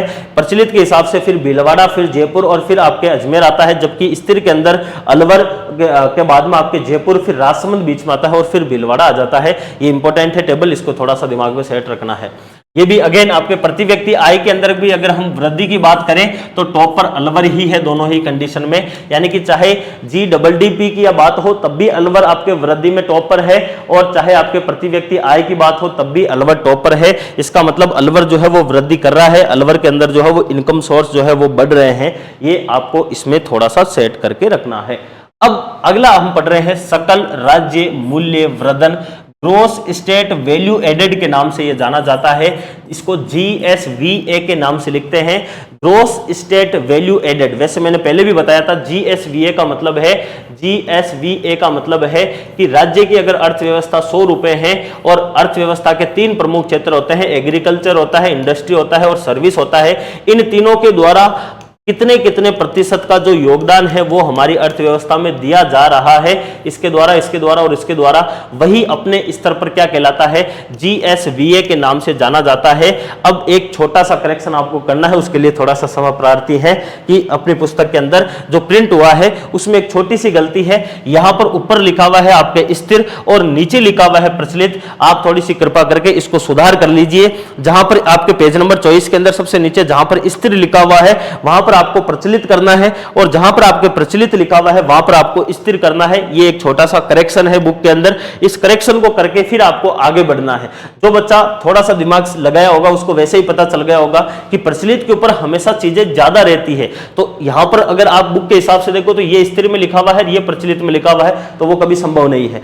प्रचलित कीमतों के ऊपर हमारा अब GSVA की बात हो रही है कि हमारा जो GSVA है, यानी कि तीनों क्षेत्रों का योगदान हमारी अर्थव्यवस्था में कितना कितना आ रहा है, उस आधार पर अगर हम बात करें तो प्रचलित कीमतों पर हमारा GSVA कितना है, स्थिर कीमतों पर हमारा GSVA जो है वो कितना है, वो अगर हम देखें तो प्रचलित कीमतों पर हमारा GSVA है 15.70 लाख करोड़ का है, जिसमें 10.83% की वृद्धि है। वहीं स्थिर कीमतों के ऊपर हमारा GSVA 8.22 लाख करोड़ का है, जिसमें 6.29% की क्या है आपके वृद्धि जो है वो निकल कर आती है। ये हमारी GSVA है, यानी कि तीनों क्षेत्रों की वजह वजह से हमारे अर्थव्यवस्था के अंदर इतने पैसे जो है वो हमारी सरकार कमा पा रही है या फिर प्राप्त कर पा रही है। तो 15 लाख करोड़ के आसपास प्रचलित कीमतों पर केवल जीएसवीए से मिलता है। अब बचे हुए जो 2 लाख करोड़ के आसपास है वो सरकार को टैक्स वगैरह से यहां से प्राप्त होता है। ठीक है, तो ये आपके मेनली कुल जीएसवीए की यहां पर बात आ जाती है। अब हम बात करेंगे स्पेशली प्रचलित के हिसाब से, और प्रचलित के अंदर अब स्थिर की और प्रचलित की दोनों की बात करेंगे वैसे, लेकिन हम बात करेंगे अलग अलग कि स्थिर कीमतों पर जो ये 8.22 लाख करोड़ बन रहे हैं, इसमें एग्रीकल्चर कितना योगदान कर रहा है, इंडस्ट्री कितना कर रहा है और सर्विस कितना कर रहा है। इसी प्रकार से हम देखेंगे प्रचलित कीमतों पर जो जीएसवीए हमें 15.70 लाख करोड़ का प्राप्त हो रहा है, उसमें एग्रीकल्चर कितना योगदान दे रहा है, इंडस्ट्री कितना दे रहा है और सर्विस कितना दे रहा है, ये चीजें यहां पर हम देखने वाले हैं। तो सबसे पहले ये इंपॉर्टेंट है आपके एग्जाम के दृष्टिकोण से, मोस्ट इंपॉर्टेंट लगा लीजिए इसको, क्योंकि ये क्वेश्चन पूछा जाता है। स्थिर कीमतों के हिसाब से यानी कि 2011-12 के हिसाब से हमारे जो 3 क्षेत्र है अर्थव्यवस्था के, चाहे कृषि क्षेत्र है, उद्योग क्षेत्र है और सेवा क्षेत्र है, उनका कितना कितना योगदान है और उनमें कितनी वृद्धि या फिर कमी रही है। सेम उसी प्रकार से प्रचलित कीमतें यानी कि 2024-25 के आधार पर हमारे जो तीनों क्षेत्र हैं अर्थव्यवस्था के, कृषि क्षेत्र, उद्योग क्षेत्र और सेवा क्षेत्र, उनका कितना प्रतिशत योगदान है और उनमें कितनी वृद्धि या फिर कमी रही है, वो यहां पर बताई गई है। एक बार आप थोड़ा सा इसको दिमाग लगाकर मोटा मोटा आप देखेंगे, उसके बाद में आपको कई सारी जो चीजें हैं वो दिमाग में सेट हो जाएगी, याद हो जाएगी। मैं गारंटी लेता हूं आपको जो है वो आसानी से याद हो जाएगी। आपको देखो थोड़ा सा दिमाग में सेट करना है, स्थिर साथ में चलना है प्रचलित। सबसे पहले बात करते हैं अपन कृषि की। देखो कृषि स्थिर में कितना है 26 है, प्रचलित में भी कितना है 26 है, यहां पर भी कितना है 26 है और यहां पर भी कितना है 26 है। अब एक बार के लिए सेवा पर आओ, सेवा क्षेत्र स्थिर में कितना है 45 है और आपके प्रचलित में कितना है 45 है, यानी कि कृषि क्षेत्र और सेवा क्षेत्र स्थिर जीएसवीए और प्रचलित जीएसवीए दोनों में बराबर है। कृषि 26 है और सेवा जो है वो 45 है। फिर उद्योग देखो, उद्योग स्थिर के अंदर 28 है और जैसे ही हम प्रचलित पे जाते हैं तो कितना हो जाता है 27 हो जाता है, यानी कि केवल क्या हो रहा है -1 हो रहा है, इससे ज्यादा कोई ज्यादा चेंजेज नहीं आ रहा है। यानी कि केवल एक चीज हो रही है, वो क्या हो रही है आपके -1 हो रही है, इसके अलावा कुछ भी नहीं हो रहा है। अब देखो, अब इसको याद कैसे करना है। स्थिर कीमतों पर कृषि क्षेत्र का योगदान है 26.54%। 26 गुना कितना होता है 52 प्लस कितने कर लेना है 2 कर लेना है। थोड़ा दिमाग में यही रखना है भाई, याद करने के लिए कुछ ना कुछ तो जुगाड़ ढूंढना पड़ेगा। तो 26 गुना 52, तो कृषि क्षेत्र स्थिर कीमतों पर है 26 गुना 52, 26.52 प्लस 2 54, 26.54%। जबकि प्रचलित के ऊपर कितना है 26.92 है। कितना है 26.92। यह आपको इस वजह से याद होगा क्योंकि यहां पर भी 92 है और यहां पर भी 92 है। प्रचलित कीमतों के ऊपर कृषि क्षेत्र का योगदान है 26.92। स्थिर के ऊपर कितना है कृषि का योगदान 26 गुना 52 प्लस 2 54, 26.54%। प्रचलित के ऊपर कितना है 26 का 26 ही है, लेकिन 26.92 है क्योंकि वही 92 सेवा में भी आ रहा है। सेवा क्षेत्र का योगदान प्रचलित कीमतों पर कितना है आपके 45.92% है, जबकि स्थिर कीमतों के ऊपर सेवा क्षेत्र का योगदान कितना है 45.07% है। उद्योग क्षेत्र का स्थिर कीमतों पर योगदान है 28.39%। 28 और प्लस 11 करेंगे तो क्या आएंगे 39 आएंगे। 28 10 38 और 1 39। 28 प्लस 11 करेंगे तो क्या आता है आपका 39 आता है। तो उद्योग क्षेत्र स्थिर कीमतों पर है 28.39%, जबकि उद्योग क्षेत्र प्रचलित कीमतों के ऊपर कितना है 27.16% है। अगेन हमने क्या किया, इसमें एक तो माइनस करना है, तो 28 में से 1 माइनस करेंगे तो कितने रह जाएंगे 27 रह जाएंगे। और फिर वापस यहां पर भी डिफरेंस कितने का आ रहा है 11 का ही आ रहा है। यहां पर हमने 28 प्लस 11 करा तो 28.39% बना। प्रचलित कीमतों पर अगर हम उद्योग की बात करें तो 28 में से 1 घटाना है 27 और 27 माइनस 11 कर देना है तो 27.16% हमारा उद्योग का निकल कर आ जाता है। ये मोस्ट इंपोर्टेंट है, मैंने याद करने का थोड़ा बहुत तरीका बताया, बाकी अगर आप रट सको तो रट लीजिए, प्रश्न यहां से पूछा जाता है। वृद्धि की अगर हम बात करें स्थिर कीमतों पर कृषि क्षेत्र में वृद्धि रही है 5.05% की, यह प्रश्न बहुत कम आता है। उद्योग क्षेत्र की स्थिर कीमतों पर वृद्धि है 5.77% की। सेवा क्षेत्र के अंदर स्थिर कीमतों पर वृद्धि है आपके 7.38% की। वहीं अगर हम बात करें प्रचलित कीमतों के ऊपर जो है वो कृषि क्षेत्र में वृद्धि रही है 11.44% की, उद्योग में रही है 7.88% की, सेवा में रही है 12.29% की। ये आपके क्या आ जाती है वृद्धि आ जाती है। अब निष्कर्ष नीचे लिखा हुआ है, आपकी बुक में भी लिखा हुआ है, लेकिन वो इतना ज्यादा काम का नहीं है क्योंकि वो चीजें आपको दिमाग में यहां पर अगर ये याद है तो वैसे ही ये आपके समझ में आ जाएगी। देखिए जीएसवीए के अंदर योगदान की अगर हम बात करें तो स्थिर कीमत और प्रचलित कीमत, आप एक चीज याद रखना है, राजस्थान की या फिर भारत की अर्थव्यवस्था में सबसे ज्यादा योगदान तीसरे क्षेत्र का है, तर्तीयक क्षेत्र का है, जिसको हम सेवा क्षेत्र कहते हैं। यहां पर सभी में 45%, चाहे स्थिर की बात हो चाहे प्रचलित की बात हो, यहां पर भी 45, दोनों ही कंडीशन में सेवा क्षेत्र हमारी अर्थव्यवस्था में सबसे बड़ा योगदान देता है। तो चाहे स्थिर की बात हो चाहे प्रचलित की बात हो, योगदान सबसे ज्यादा सेवा क्षेत्र का है, उसके बाद में उद्योग क्षेत्र का है, उसके बाद में कृषि क्षेत्र का है। अगर हम वृद्धि की बात करें तो यह थोड़ा सा एक अच्छा प्रश्न बन सकता है डीप लेवल का। और स्थिर कीमत और प्रचलित, स्थिर कीमतों पर सबसे ज्यादा वृद्धि किसमें है? सेवा क्षेत्र के अंदर है। प्रचलित में भी सबसे ज्यादा वृद्धि किसकी है? सेवा क्षेत्र की है। लेकिन यहां पर अगर हम बात करें तो स्थिर के ऊपर दूसरे नंबर पर सबसे ज्यादा वृद्धि जो है वो किसकी है? उद्योग की है। और यहां पर जो दूसरे नंबर पर है वो कृषि की आ जाती है। वहां पर तीसरे नंबर पर जो है वो आपके कृषि आता है, यहां पर तीसरे नंबर पर उद्योग आता है। तो ये आप अगर दिमाग में रहे तो थोड़ा सा इसको याद कर लीजिए। बाकी वृद्धि का प्रश्न कम आता है, जीएसवीए में योगदान वाला प्रश्न ज्यादा आता है। अगला देखिए, प्रमुख क्षेत्रों के उप क्षेत्रों का जीएसवीए में योगदान प्रचलित कीमतों के आधार पर। प्रचलित कीमत अभी हमने देखा था कि 15.70 लाख करोड़ का हमारा क्या है? प्रचलित कीमतों पर जीएसवीए है टोटल राजस्थान का। और हम 3 क्षेत्र पढ़े थे, क्योंकि प्रचलित कीमतों की बात कर रहा है तो प्रचलित कीमतों पर कृषि का योगदान 26.92 था, सेम टू सेम 92 आपके सेवा में भी आता है 45.92। और उद्योग का हमने देखा था 28 + 11 28.39 और 28 - 1 27 - 11 यानी कि 27.16% उद्योग का आता है। ये तीनों क्षेत्रों का योगदान है। लेकिन इन तीनों क्षेत्रों के ये क्या है? उप क्षेत्र है, यानी कि इन क्षेत्रों की वजह से ये बनकर निकलते हैं। और यहां से प्रश्न आ सकता है भाई साहब इस बार। और ये प्रश्न कैसे बनेगा? कृषि क्षेत्र के उप क्षेत्र क्या है? पशुधन भी है, फसल भी है, वानिकी भी है। उद्योग के उप क्षेत्र क्या है? ये सारे के सारे उद्योग के उप क्षेत्र है। सेवा के ये सारे के सारे उप क्षेत्र है। तो ध्यान देना है, दिमाग यहां पर लगाना है थोड़ा सा। कृषि क्षेत्र के उप क्षेत्र के अंदर ये जो 26.92 बना रहा है, इसमें सबसे ज्यादा योगदान किसका है? पशुधन का है। किसका योगदान है? पशुधन का है। कितना है आपके? वो आपके है 12.59%। कितना है? 12.59%, 12.59% आता है। दूसरे नंबर पर आपका कौन आता है? पहले नंबर पर कौन है? पशुधन है। दूसरे नंबर पर कौन आता है? आपके फसल आती है 12.43 और तीसरे नंबर पर वानिकी आती है 1.77%। वहीं अगर हम बात करें तो उद्योग क्षेत्र में सबसे ज्यादा योगदान किसका है? विनिर्माण का है, जो कि इसमें 11.58% का योगदान देता है। फिर निर्माण क्षेत्र आता है आपके 9.47%। फिर आपके खनन एवं उत्खनन आता है 3.30% और फिर आपका विद्युत वाला आता है जो कि आपके 2.81% आता है। तो आपको ज्यादा नहीं तो टॉप वाले याद रखने हैं। कृषि क्षेत्र में सबसे ज्यादा योगदान जो है वो किसका है? आपका पशुधन का है। वैसे हम जब चैप्टर वाइज भी पढ़ेंगे तब और इस पे बात करेंगे। उद्योग में सबसे ज्यादा विनिर्माण का है। सेवा क्षेत्र में सबसे ज्यादा योगदान जो है व्यापार, होटल, मरम्मत और जलपान गृह का है 12.78%। दूसरे नंबर पर स्थावर संपदा, आवास का स्वामित्व एवं व्यावसायिक जो सेवाएं हैं वो है 10.61% और फिर है 9.47 पर अन्य। ये आपके अलग अलग जो उप क्षेत्र है इन क्षेत्रों के उनके योगदान का यहां पर हमने जो है वो बात करी है। फिर अगला आता है आपका जीएफसीएफ, सकल स्थायी पूंजी निर्माण। सकल स्थायी पूंजी निर्माण या फिर जीएफसीएफ, जिसको बोलते हैं gross fixed capital formation. Gross fixed capital formation, GFCF क्या होता है? Gross fixed capital formation.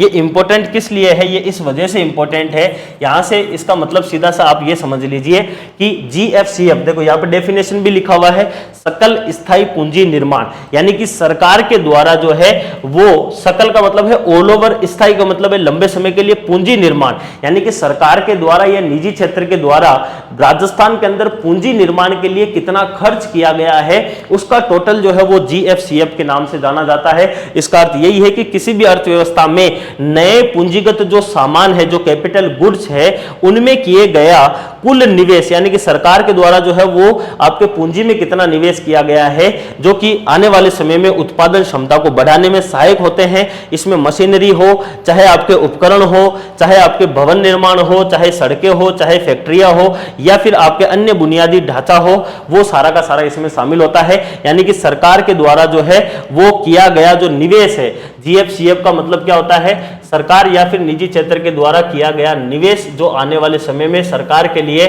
जो है वो आपके आर्थिक स्रोत बनता है, उसको हम GFCF या सकल स्थायी पूंजी निर्माण कहते हैं।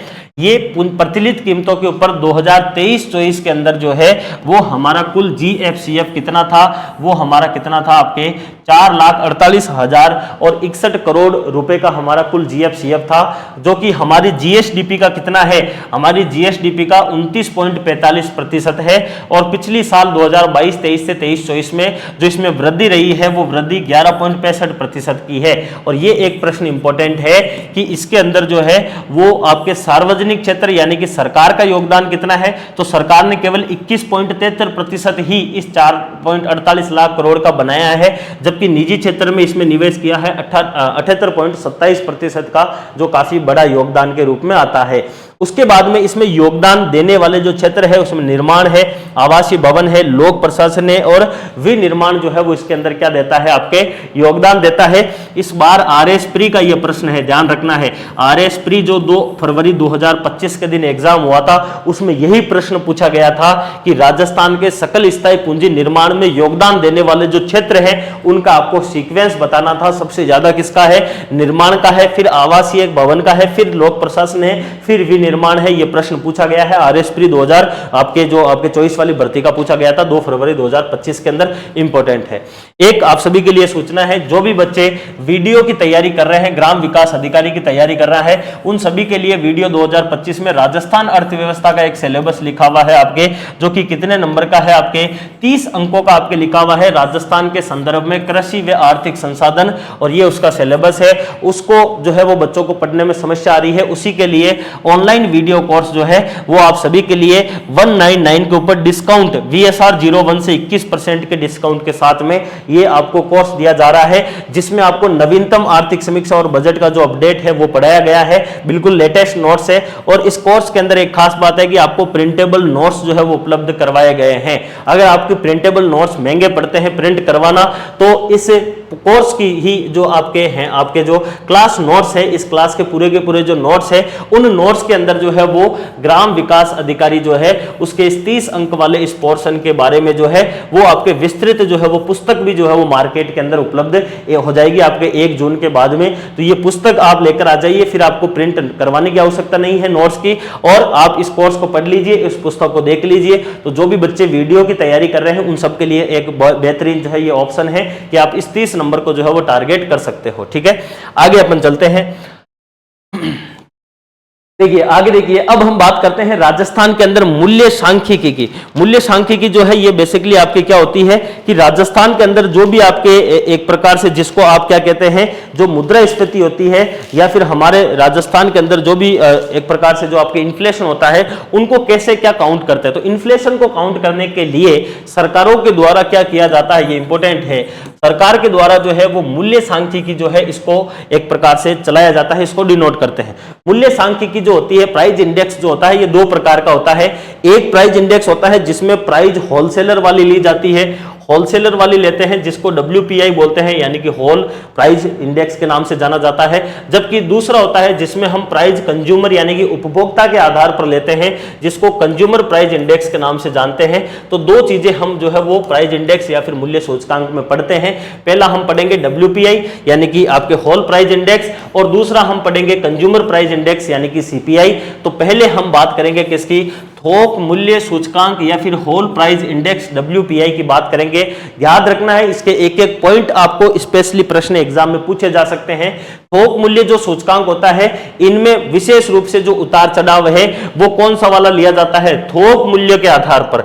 थोक मूल्यों के आधार पर जो है इसमें क्या लिया जाता है, उतार चढ़ाव लिया जाता है। आपने अगर देखा हो तो आपके गांव के अंदर जो है वो छोटी जो दुकान होती है, वो दुकानदार माल को बड़ी दुकान से लाकर बेचता है। अगर वो उसी रेट में बेचेगा जिस रेट में बड़ी दुकान वाला बेच रहा है, तब तो उसके लिए कोई प्रॉफिट ही नहीं होगा, उसके लिए वो घाटे का सौदा होगा। इस वजह से उस छोटी दुकानदार को बड़ी दुकान वाला शक्कर अगर 40 में दे रहा है तो वो अपनी दुकान पर उसको 45 में लाकर बेचेगा, 5 रुपए वो खुद खाता है उसमें। तो ऐसी कंडीशन कंडीशन में जिस रेट पर वो होलसेलर माल को बेच रहा है वो रेट कहलाती है आपके होल प्राइस या फिर थोक मूल्य। अपन बोलते हैं ना कि कई जगह दुकानों पर लिखा हुआ रहता है कि जो है वो आपके थोक विक्रेता जो है, जैसे कि मान लीजिए शक्कर के थोक विक्रेता लिखा हुआ है, तेल के थोक विक्रेता। तो थोक का मतलब है कि वो थोक में माल देता है, आप 1-2 किलो नहीं ले सकते, माल थोक में ले सकते हैं, वो रेट के अंदर आपको छूट दे देगा। इस वजह से प्राइस इंडेक्स दो प्रकार के होते हैं, एक होते हैं जो कि थोक मूल्य पर चलते हैं और एक होते हैं जिस रेट पर कंज्यूमर को या फिर आपके उपभोक्ता को माल बिकता है उस रेट पर जो चलता है वो कंज्यूमर प्राइस इंडेक्स होता है। तो WPI पूरा का पूरा थोक मूल्यों के आधार पर चलता है। पहली चीज, WPI के अंदर केवल वस्तुओं को शामिल किया जाता है। इंपॉर्टेंट है, मोस्ट इंपॉर्टेंट है ये प्रश्न। केवल किसको शामिल किया जाता है? वस्तुओं को। इसमें सेवाएं शामिल नहीं होती है। आप होटल में अगर जाकर रुक रहे हैं तो एक कंज्यूमर को जो है वो फायदा मिल सकता है। ऐसा तो है नहीं कि भाई होलसेलर जो है वो सेवा सस्ती देता है और जो रिटेलर है वो वहां से सेवा लाकर आपको महंगी दे रहा है, ऐसा तो हो ही नहीं सकता। सर्विस मिलती है, सर्विस सेक्टर जो है वो आपके WPI में शामिल नहीं होता है, बस ये याद रखना है। इसमें केवल वस्तुएं जो है वो शामिल होती है, इसमें सेवाएं शामिल नहीं होती है। ठीक है साहब। अब WPI का महत्व क्या है और इसकी विशेषताएं क्या क्या हो सकती है, यानी कि WPI हमारे लिए क्यों इंपॉर्टेंट है? तो इसलिए इंपॉर्टेंट है पहली चीज कि यह सरकार के द्वारा जो भी व्यापार को लेकर, राजकोष को लेकर या मुद्रा को लेकर जो भी आर्थिक नीतियां बनाई जाती है उन सब में सहायक होता है WPI। तो WPI सरकार की व्यापारिक, राजकोषीय, मौद्रिक नीतियां जो होती है उनमें सहायक होता है। दूसरा, इन WPI के जो आंकड़े होते हैं, इस WPI के आंकड़ों को कई सारी वित्तीय संस्थाओं के द्वारा यूज में लिया जाता है, उद्योगों के द्वारा लिया जाता है, व्यापार मंडलों के द्वारा भी इसका उपयोग किया जाता है। यह भी इसका एक महत्व है। ठीक है। राष्ट्रीय एवं जो आपके वैश्विक स्तर के जो मूल्य हैं, उन मूल्य होने वाले जो परिवर्तन है उनका तुलनात्मक अध्ययन के अंदर भी यह सहायक होता है। यानी कि कोई देश, मान लीजिए कोई अंतरराष्ट्रीय संस्था है, वो तुलना करना चाह रही है कि भाई भारत और पाकिस्तान के अंदर जो है वो महंगाई बढ़ रही है कि कम हो रही है, तो वो WPI के जो आंकड़े हैं उनका एक प्रकार से क्या करेगी? तुलना करेगी। ठीक है। इसमें जो है वो कई सारी वस्तुएं शामिल होती है। किसके अंदर? WPI के अंदर। इसमें प्राथमिक वस्तुएं शामिल होती है, इसमें कच्चा माल शामिल होता है, इसमें औद्योगिक उत्पाद शामिल होता है, इसमें खाद्य और अखाद्य जो वस्तुएं हैं वो शामिल होती है। इनका योगदान कितना कितना है वो आगे दिया हुआ है। WPI जो है, या फिर जिसको हम थोक मूल्य सूचकांक कहते हैं, पहली चीज तो ये आपके हर महीने में निकाला जाता है। WPI जो है, इसके आंकड़े जो है वो हर सप्ताह में लिए जाते हैं और इसको जारी हर महीने किया जाता है। सबसे इंपॉर्टेंट चीज है कि इसमें, जैसे हमने अभी बात करी थी कि GSDP में हम मूल्य या तो 2011-12 के लेंगे या फिर जो प्रचलित है 2024-25 जैसे पढ़ रहे हैं तो उसके लेंगे। तो WPI के अंदर जो है वो हम आधार वर्ष कौन सा लेंगे, कौन से मूल्य माने, तो इसमें भी एक आधार वर्ष तय कर रखा है सरकार ने और वो है आपके 1999-2000। ये प्रश्न एग्जाम में कई बार पूछा हुआ है। राजस्थान में WPI जो है उसका आधार वर्ष क्या है, कौन से वर्ष के मूल्य लिए जाते हैं, तो इसमें काउंट करने के लिए 1999-2000 के लिए जाते हैं। इसलिए मोस्ट इंपोर्टेंट प्रश्न हो जाता है कि WPI के अंदर जो है वो आधार वर्ष 1999-2000 जो है वो इसका आधार वर्ष आता है। एक और इंपोर्टेंट प्रश्न आता है कि इसमें टोटल कितनी वस्तुएं शामिल है, तो WPI में कुल 154 वस्तुएं शामिल है। उन 154 के अंदर 75 तो है प्राथमिक, 69 है विनिर्मित और 10 है आपके ईंधन, शक्ति और प्रकाश वाली।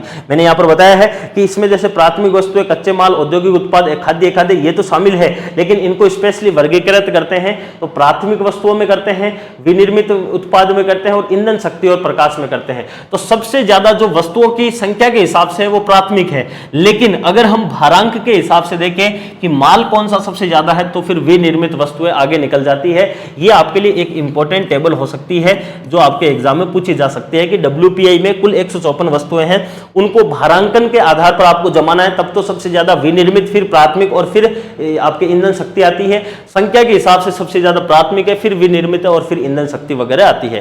ठीक है, यह आपके WPI की चीज आ जाती है। राजस्थान का थोक मूल्य सूचकांक 2023 के अंदर 387 था, 2024 के अंदर आपके कितना हो जाता है? 394 जो है वो हो जाता है। ये कभी आज तक पूछा नहीं गया है, मुश्किल है कि पूछा जाए। 1.75% की इसमें वृद्धि देखने को मिलती है। भारत और राजस्थान की तुलना करेंगे तो राजस्थान और भारत के अंदर राजस्थान का 394 है अभी, भारत का 153 है, यानी कि भारत में मुद्रास्फीति थोड़ी कम है। वृद्धि की बात करें तो 1.75, 1.72 लगभग आसपास ही आती है। ये एक इंपॉर्टेंट है, ये आपके RS मेंस में पूछा जा सकता है कि होल प्राइस इंडेक्स या फिर WPI जो है इसका सरकार के द्वारा नीतियों में उपयोग क्यों होता है। मैंने अभी अभी यहां पर बताया है इसके महत्व के और विशेषताओं के बारे में कि सरकार के द्वारा व्यापार, राजकोषीय, मौद्रिक और आर्थिक नीतियों में इसका जो है वो उपयोग किया जाता है, उसमें ये सहायक होती है। तो ये क्यों होती है उसके अंदर सहायक, उसका सबसे बड़ा रीजन आपको यहां पर क्या किया गया है, बताया गया है कि भाई ये क्यों इसमें योगदान देती है या फिर क्यों इसमें हेल्प होती है इसकी। तो पहला कारण आता है एक तो मुद्रास्फीति नियंत्रण। भाई सरकार जो होती है ये डब्ल्यूपीआई के माध्यम से मुद्रास्फीति की क्या करती है, निगरानी।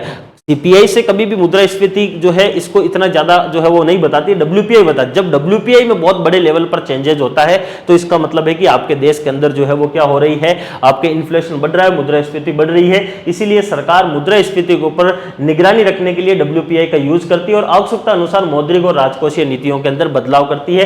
पहला तो उपयोग इसलिए होता है। दूसरा है मौद्रिक नीति निर्धारण। भारतीय रिजर्व बैंक जो है आरबीआई, उसके द्वारा मौद्रिक जो आपकी नीति समिति होती है उसकी बैठक होती रहती है हर 3 महीने के अंदर, और उसी आरबीआई के द्वारा इस डब्ल्यूपीआई के जो डेटा होता है इसका उपयोग करके और जो ब्याज दरें होती है, चाहे रेपो रेट है, चाहे रिवर्स रेपो रेट है, चाहे कैश रिजर्व रेशो है, चाहे एसएलआर है, इन सबको तय कौन करता है, आपके आरबीआई करता है, और वो मौद्रिक नीति निर्धारण के अंदर इस डब्ल्यूपीआई के आंकड़ों का यूज करता है। व्यापार और जो औद्योगिक नीतियां हैं उनमें सरकार जो है वो कच्चे माल और तैयार उत्पाद जो है उसकी कीमतों के आधार पर आयात और निर्यात शुल्क और आपके सब्सिडी नीतियों के अंदर परिवर्तन करती है कि भाई कौन सा माल ज्यादा बिक रहा है, किस पे टैक्स ज्यादा लगाना है, किस पे टैक्स कम करना है जिससे कि वो माल बिके। ये सब कुछ डब्ल्यूपीआई से ही सरकार तय करती है। वेतन और पेंशन संशोधन, सरकार के द्वारा सरकारी वेतन आयोग और जो श्रम मंत्रालय वो डब्ल्यूपीआई को ध्यान में रखते हुए महंगाई भत्ता जो डीए बढ़ता है ना आपका, कि भाई सरकार के द्वारा 3% डीए बढ़ा दिया गया है, 4% बढ़ा, अभी जैसे 53% अभी डीए हो रखा है हमारा। अब सरकार जो है वो वेतन वगैरह है, पेंशन के अंदर संशोधन है, वो सारा का सारा इस डब्ल्यूपीआई के आंकड़ों से ही करती है। अभी 8वां वेतन आयोग क्यों लगा रहा है, क्योंकि भाई महंगाई बढ़ रही है, इसलिए डब्ल्यूपीआई का इसमें आंकड़े का यूज होगा। सब्सिडी और कर नीति जो है वो भी इसमें आती है कि डब्ल्यूपीआई के अंदर वृद्धि होने के ऊपर सरकार आवश्यक जो वस्तुएं हैं उनके ऊपर क्या कर सकती है, करों के अंदर छूट दे सकती है और सब्सिडी देकर कीमतों को स्थिर रखने की कोशिश कर सकती है। तो ये कुछ ऐसे रीजन आते हैं जिनकी वजह से सरकार के द्वारा डब्ल्यूपीआई का यूज किसमें किया जाता है, अपनी नीतियों के अंदर करते हैं। हमने देखा था कि राजस्थान का डब्ल्यूपीआई का आधार वर्ष क्या है, 1999-2000 है। मैं भी आपको पूछ ले कहीं भी तो भारत सरकार का जो डब्ल्यूपीआई का आधार वर्ष है वो आप याद रख सकते हैं, 2011-12 है, जो हमारी एक प्रकार से जो जीडीपी है राजस्थान की जीएसडीपी उसी का आधार वर्ष भारत की डब्ल्यूपीआई का आधार वर्ष है।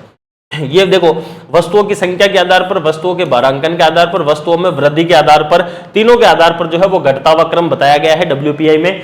संख्या के हिसाब से बात करें तो 75 है आपके प्राथमिक और 69 है आपके विनिर्मित और 10 कौन सी है आपके ईंधन शक्ति और आपके प्रकाश आ जाती है। ठीक है, भारांकन के आधार पर बात करें तो विनिर्मित सबसे ज्यादा है 49, फिर है प्राथमिक 33 और फिर है आपके ईंधन शक्ति 16 के आसपास आता है, और ये इनके अंदर वृद्धि के हिसाब से आता है। तो ये आपका पहला क्या आ जाता है, मूल्य सांख्यिकी आता है जिसको अपन ने डब्ल्यूपीआई कहा है। दूसरा यहां पर हम बात करेंगे किसकी, सीपीआई, जिसको आप कंज्यूमर प्राइस इंडेक्स या फिर उपभोक्ता मूल्य सूचकांक कहते हैं। ये भी मोस्ट इंपोर्टेंट है भाई साहब, इसको याद रखना है, इसका भी प्रश्न बहुत बार एग्जाम में पूछा हुआ है। तो ये सूचकांक स्पेशली उपभोक्ता के क्रय मूल्य जो होता है उसके ऊपर आधारित होता है कि कोई कंज्यूमर जो है वो दुकान पर जाकर किसी माल को खरीदता है, किस रेट से खरीदता है, उसके ऊपर ये आधारित होता है। इसमें एक इंपॉर्टेंट चीज आती है कि सीपीआई में वस्तु और सेवाएं दोनों की दोनों शामिल होती है। हमने बात करी थी कि डब्ल्यूपीआई में केवल वस्तुएं होती है लेकिन सीपीआई में वस्तु और सेवाएं दोनों शामिल होती है। ये सूचकांक जो है प्रत्येक उपभोक्ता के लिए कीमतों में होने वाले उतार चढ़ाव को सम्मिलित करता है, इसलिए ध्यान रखना है, इंपॉर्टेंट है। सरकार मुद्रास्फीति के मापन के अंदर डब्ल्यूपीआई की जगह सीपीआई को काम में लेती है। हमने अभी कहा था सरकार के द्वारा जो है वो डब्ल्यूपीआई का यूज किया जाता है अपनी नीतियों के निर्माण में, मौद्रिक नीतियों के निर्माण में। लेकिन जब स्पेशली बात किसकी आती है, मुद्रास्फीति की बात आती है। मुद्रास्फीति का मतलब है कि मार्केट के अंदर अचानक से वस्तुओं का या फिर सेवाओं का जो रेट है वो बढ़ जाना। तो मुद्रास्फीति से सीधा फर्क किस पे पड़ेगा, देश के नागरिकों के ऊपर पड़ेगा, उपभोक्ता के ऊपर पड़ेगा। इसलिए सरकार मुद्रास्फीति की अगर डायरेक्ट जानकारी लेनी है कि इन्फ्लेशन बढ़ा है या फिर नहीं बढ़ा है, तो उस कंडीशन में सरकार जो है वो उस इन्फ्लेशन के मापन के लिए डब्ल्यूपीआई का यूज नहीं करता है, क्योंकि डब्ल्यूपीआई लॉन्ग टर्म का होता है। सीपीआई जो है इसका यूज करता है। यह प्रश्न एग्जाम में पूछा हुआ है कि मुद्रास्फीति के मापन के लिए सरकार के द्वारा कौन से इंडेक्स का यूज किया जाता है, सीपीआई का करते हैं। ठीक है, हर 4 महीने हर महीने जो है वो सीपीआई जारी किया जाता है। सीपीआई कितने प्रकार का होता है? 4 प्रकार का होता है। चारों प्रकार आपके सामने लिखे हुए हैं, याद करने की ट्रिक अभी मैं बता दूंगा। सीपीआई फॉर इंडस्ट्रियल वर्कर है, सीपीआई फॉर एग्रीकल्चर लेबर है, सीपीआई फॉर रूरल लेबर है और सीपीआई रूरल अर्बन या फिर कंबाइंड के नाम से ये जाना जाता है। ये 4 है। जहां जहां पर लेबर लगा हुआ है या फिर वर्कर लगा हुआ है उन सब जगह पर श्रम ब्यूरो इसको जारी करेगा। जैसे कि औद्योगिक श्रमिकों के लिए, कृषि श्रमिकों के लिए, ग्रामीण श्रमिकों के लिए, सब जगह पर क्या है? श्रमिक है। तो श्रमिक है तो यहां पर भी कौन आएगा? श्रम ब्यूरो, श्रम ब्यूरो, श्रम ब्यूरो। तो श्रम ब्यूरो चंडीगढ़ के द्वारा जारी किया जाता है। किसको? CPI industrial worker, agriculture labour और रूरल लेबर को। जहां पर सीपीआई रूरल अर्बन और कंबाइंड है वहां पर जारी एनएसओ करता है, नेशनल स्टैटिस्टिकल ऑफिस, जो कि नई दिल्ली या फिर दिल्ली के अंदर स्थित है, उसके द्वारा जारी किया जाता है। ये 4 प्रकार के आपके सीपीआई होते हैं। आगे अगर आप जाएंगे तो इसी में ही आपके पेज नंबर 27 के ऊपर लिखा हुआ है कि विभिन्न प्रकार के जो सीपीआई है ये इंपॉर्टेंट है, इसको थोड़ा सा आप दिमाग में सेट रखना है कि आपको ज्यादातर जो प्रश्न है वो इंडस्ट्रियल वर्कर का ही पूछा जाता है। सीपीआई इंडस्ट्रियल वर्कर का आधार वर्ष 2016 है और सीपीआई एग्रीकल्चर लेबर का 1986-87 है और रूरल लेबर का भी 86-87 है। आपके रूरल अर्बन या फिर कंबाइंड का 2012 आता है। ठीक है, इसमें से ज्यादा इंपॉर्टेंट ये वाला है। आपको अगर प्रश्न में नहीं लिखा हुआ रहता है कि इंडस्ट्रियल वर्कर बताना है कि रूरल लेबर या फिर एग्रीकल्चर लेबर, और केवल ये पूछे कि सीपीआई का आधार वर्ष क्या है, उपभोक्ता मूल्य सूचकांक का आधार वर्ष क्या है, आप 2016 ही बताना। बाकी सामान्यतः लिख देता है कि भाई औद्योगिक श्रमिकों के लिए जो सीपीआई है, उपभोक्ता मूल्य सूचकांक है, उसका आधार वर्ष क्या है, 2016 है। ठीक है, ये मेरे हिसाब से आपको चीज समझ में आ गई होगी। अब केवल जो औद्योगिक श्रमिक है यही सबसे ज्यादा पूछता है, तो इसको अपन थोड़ा सा डिटेल में देख लेते हैं। औद्योगिक श्रमिकों के लिए जो आपके उपभोक्ता मूल्य सूचकांक है, इसको थोड़ा दिमाग लगा के देख लीजिए। पहली चीज, इसका आधार वर्ष क्या है, 2016 है, जो कि सितंबर 2020 के अंदर तय किया गया था। इसको जारी कौन करता है? जो चूंकि इसमें श्रम लिखा हुआ है यानी औद्योगिक श्रमिक है, तो श्रम ब्यूरो चंडीगढ़ जो है वो इसको जारी करता है। पहले शिमला लिखा जाता था, आजकल चंडीगढ़ आ रहा है इकोनॉमिक सर्वे के अंदर ही। ठीक है, इसके बाद में भारत के अंदर जो है वो आपके सीपीआई जो है इसके टोटल 88 केंद्र है। यानी कि कितने केंद्र से आंकड़े लिए जाते हैं भारत के अंदर? देश भर के अंदर 88 केंद्र बनाए हुए हैं जहां से आंकड़े लिए जाते हैं, और इन 88 में से 3 केंद्र जो है वो कहां पर है? आपके राजस्थान के अंदर है। और ये तीनों के तीनों इंपॉर्टेंट है, इनको आपको याद रखना है। राजस्थान के अंदर जो 3 केंद्र बने हुए हैं वो 3 केंद्र कहां कहां पर है? एक भीलवाड़ा के अंदर है, एक आपका जयपुर में है, और एक पहले अलवर में हुआ करता था, उसकी जगह पर अब कौन सा आ गया है? वो आपके अलवर आ गया। पहले अजमेर में हुआ करता था, अब जो है वो अलवर आ गया है। तो 3 जगह पर है, एक आपके अलवर में है, एक भीलवाड़ा के अंदर है और एक आपके जयपुर में है। पहले इस एक के अंदर अजमेर होता था, लेकिन अब अलवर उसमें आ चुका है। ये 3 केंद्र जो है वो 88 में से राजस्थान में है 3, और श्रम ब्यूरो शिमला इसको जारी करता है। 2016 इसका क्या है? आपके आधार वर्ष जो है वो निकल कर आता है। अगर हम 2023 से 2024 में जाएं इन तीनों केंद्रों के ऊपर, तो भीलवाड़ा अलवर के अंदर जो है वो 4.46% की सबसे ज्यादा वृद्धि होती है। फिर भीलवाड़ा में 1.05 की है, फिर जयपुर के अंदर 0.79 की वृद्धि आती है। ये इतना इंपॉर्टेंट नहीं, ये ज्यादा इंपॉर्टेंट है। 3 केंद्र है और इसका आधार वर्ष जरूर याद रखना है। अगला आता है आपके राजकोषीय प्रबंधन। ये आपके कई सारे जो है वो सिलेबस के अंदर लिखा हो, जब जैसे जूनियर अकाउंटेंट का एक एग्जाम हुआ था उसके अंदर उसके सिलेबस में लिखा हुआ था राजकोषीय प्रबंधन। एक आपके संगणक का एग्जाम होता है, आई थिंक उसमें भी लिखा हुआ है राजकोषीय प्रबंधन। ये राजकोषीय प्रबंधन का मतलब क्या है? भाई सरकार का राजकोष क्या है? सरकार का जो पैसा है वही सरकार का राजकोष है। और प्रबंधन का मतलब क्या है? कि इसके अंदर पैसे जो है वो ज्यादा से ज्यादा आने चाहिए। ठीक है, और इसमें से जो पैसे बाहर जा रहे हैं वो कम से कम जाना चाहिए। यही राजकोष का प्रबंधन है। भाई राजकोष का प्रबंधन चूंकि सरकार का है इसलिए राजकोष लगवा दिए, और अपने अगर खुद का जेब होता तब भी अपन यही कहते हैं कि भाई हमारा वित्तीय मैनेजमेंट जो है वो अच्छा होना चाहिए, भाई फाइनेंशियल मैनेजमेंट हमारा अच्छा होना चाहिए, कि भाई हमारे खर्चे कम से कम हो और हमारी जो इनकम है वो ज्यादा से ज्यादा हो। बस यही चीज है। जब आपका खर्चा ज्यादा हो जाता है और आय कम हो जाती है तब हमें घाटा लग जाता है, और सरकार यही चाहती है कि हम इसे आपका जो राजकोष है, जो हमारा फंड है या फिर राजकोष है, उसके अंदर घाटा हमारा कम से कम हो। इसलिए हमारी इनकम ज्यादा से ज्यादा, आय ज्यादा से ज्यादा होना चाहिए, और जो हमारा खर्च है वो कम से कम होना चाहिए। यही हम करना चाहते हैं कि भाई आय ज्यादा हो और खर्च कम हो। इसके लिए हमें क्या करना चाहिए? यही क्या कहलाता है? राजकोषीय प्रबंधन कहलाता है। तो राजकोषीय प्रबंधन के उद्देश्य क्या है? ये सारे के सारे इसके उद्देश्य है, जो आप एक बार देखेंगे तो भी आपको क्या हो जाएंगे? आराम से याद हो सकते हैं। राजकोषीय प्रबंधन के उद्देश्य सबसे पहले है आर्थिक स्थिरता। भाई सरकार क्या चाहती है, राजकोषीय प्रबंधन हो जिसमें मुद्रास्फीति और मंदी को नियंत्रित करके आर्थिक संतुलन बना के रखना है। यानी कि अगर रेटें ज्यादा जा रही है, अगर मुद्रास्फीति बढ़ रही है, उस कंडीशन में भी उसको कम करना है। चाहे मंदी का मतलब है कि बहुत मतलब कि माल जो है वो बिक ही नहीं रहा है, तो उसको भी उठाना है। तो दोनों कंडीशन में आर्थिक जो संतुलन है वो बना के रखना है मुद्रास्फीति और मंदी के बीच में। सतत विकास, बुनियादी ढांचा हुआ, चाहे शिक्षा हुआ, स्वास्थ्य हुआ, कल्याणकारी योजनाएं हुई, इन सब में भी हमें निवेश बढ़ाना है। अगर वो बढ़ाएंगे तो आने वाले टाइम में हमारा सोर्स ऑफ इनकम जो है वो बढ़ेगा। राजकोषीय घाटे का नियंत्रण, क्योंकि यह तो सबसे बड़ा है, राजकोषीय प्रबंधन में सबसे बड़ा जो आपका इसका उद्देश्य है वो है राजकोषीय घाटे का नियंत्रण। भाई सरकार ये चाहती है कि हमारा जो राजस्व और जो व्यय है उन दोनों के बीच में, यानी कि आय और जो व्यय है उन दोनों में संतुलन बना हुआ रहे, ताकि हमारा घाटा कम से कम रहे। उसके बाद अगला है राजस्व संग्रहण में सुधार। हमारा जो राजस्व संग्रहण हो रहा है, यानी कि जो सरकार पैसे इकट्ठे कर रही है जनता से लेकर, जिसको हम क्या कहते हैं, कर, टैक्स कहते हैं। तो जो टैक्स आपके नीति है या कर नीति है उसको प्रभावी बनाना है, और जो कर की चोरी हो रही है उसको हमें रोकना है, जिससे कि हमारी सरकारी आय जो है वो बढ़े। ये इस राजकोषीय प्रबंधन का उद्देश्य होता है। इसके अलावा सार्वजनिक जो ऋण प्रबंधन है वो भी अच्छा होना चाहिए, यानी कि सरकार ये चाहती है कि कर्ज लेने और चुकाने की जो रणनीति है वो बनाई जाए और सरकार की वित्तीय स्थिति को सुदृढ़ करे।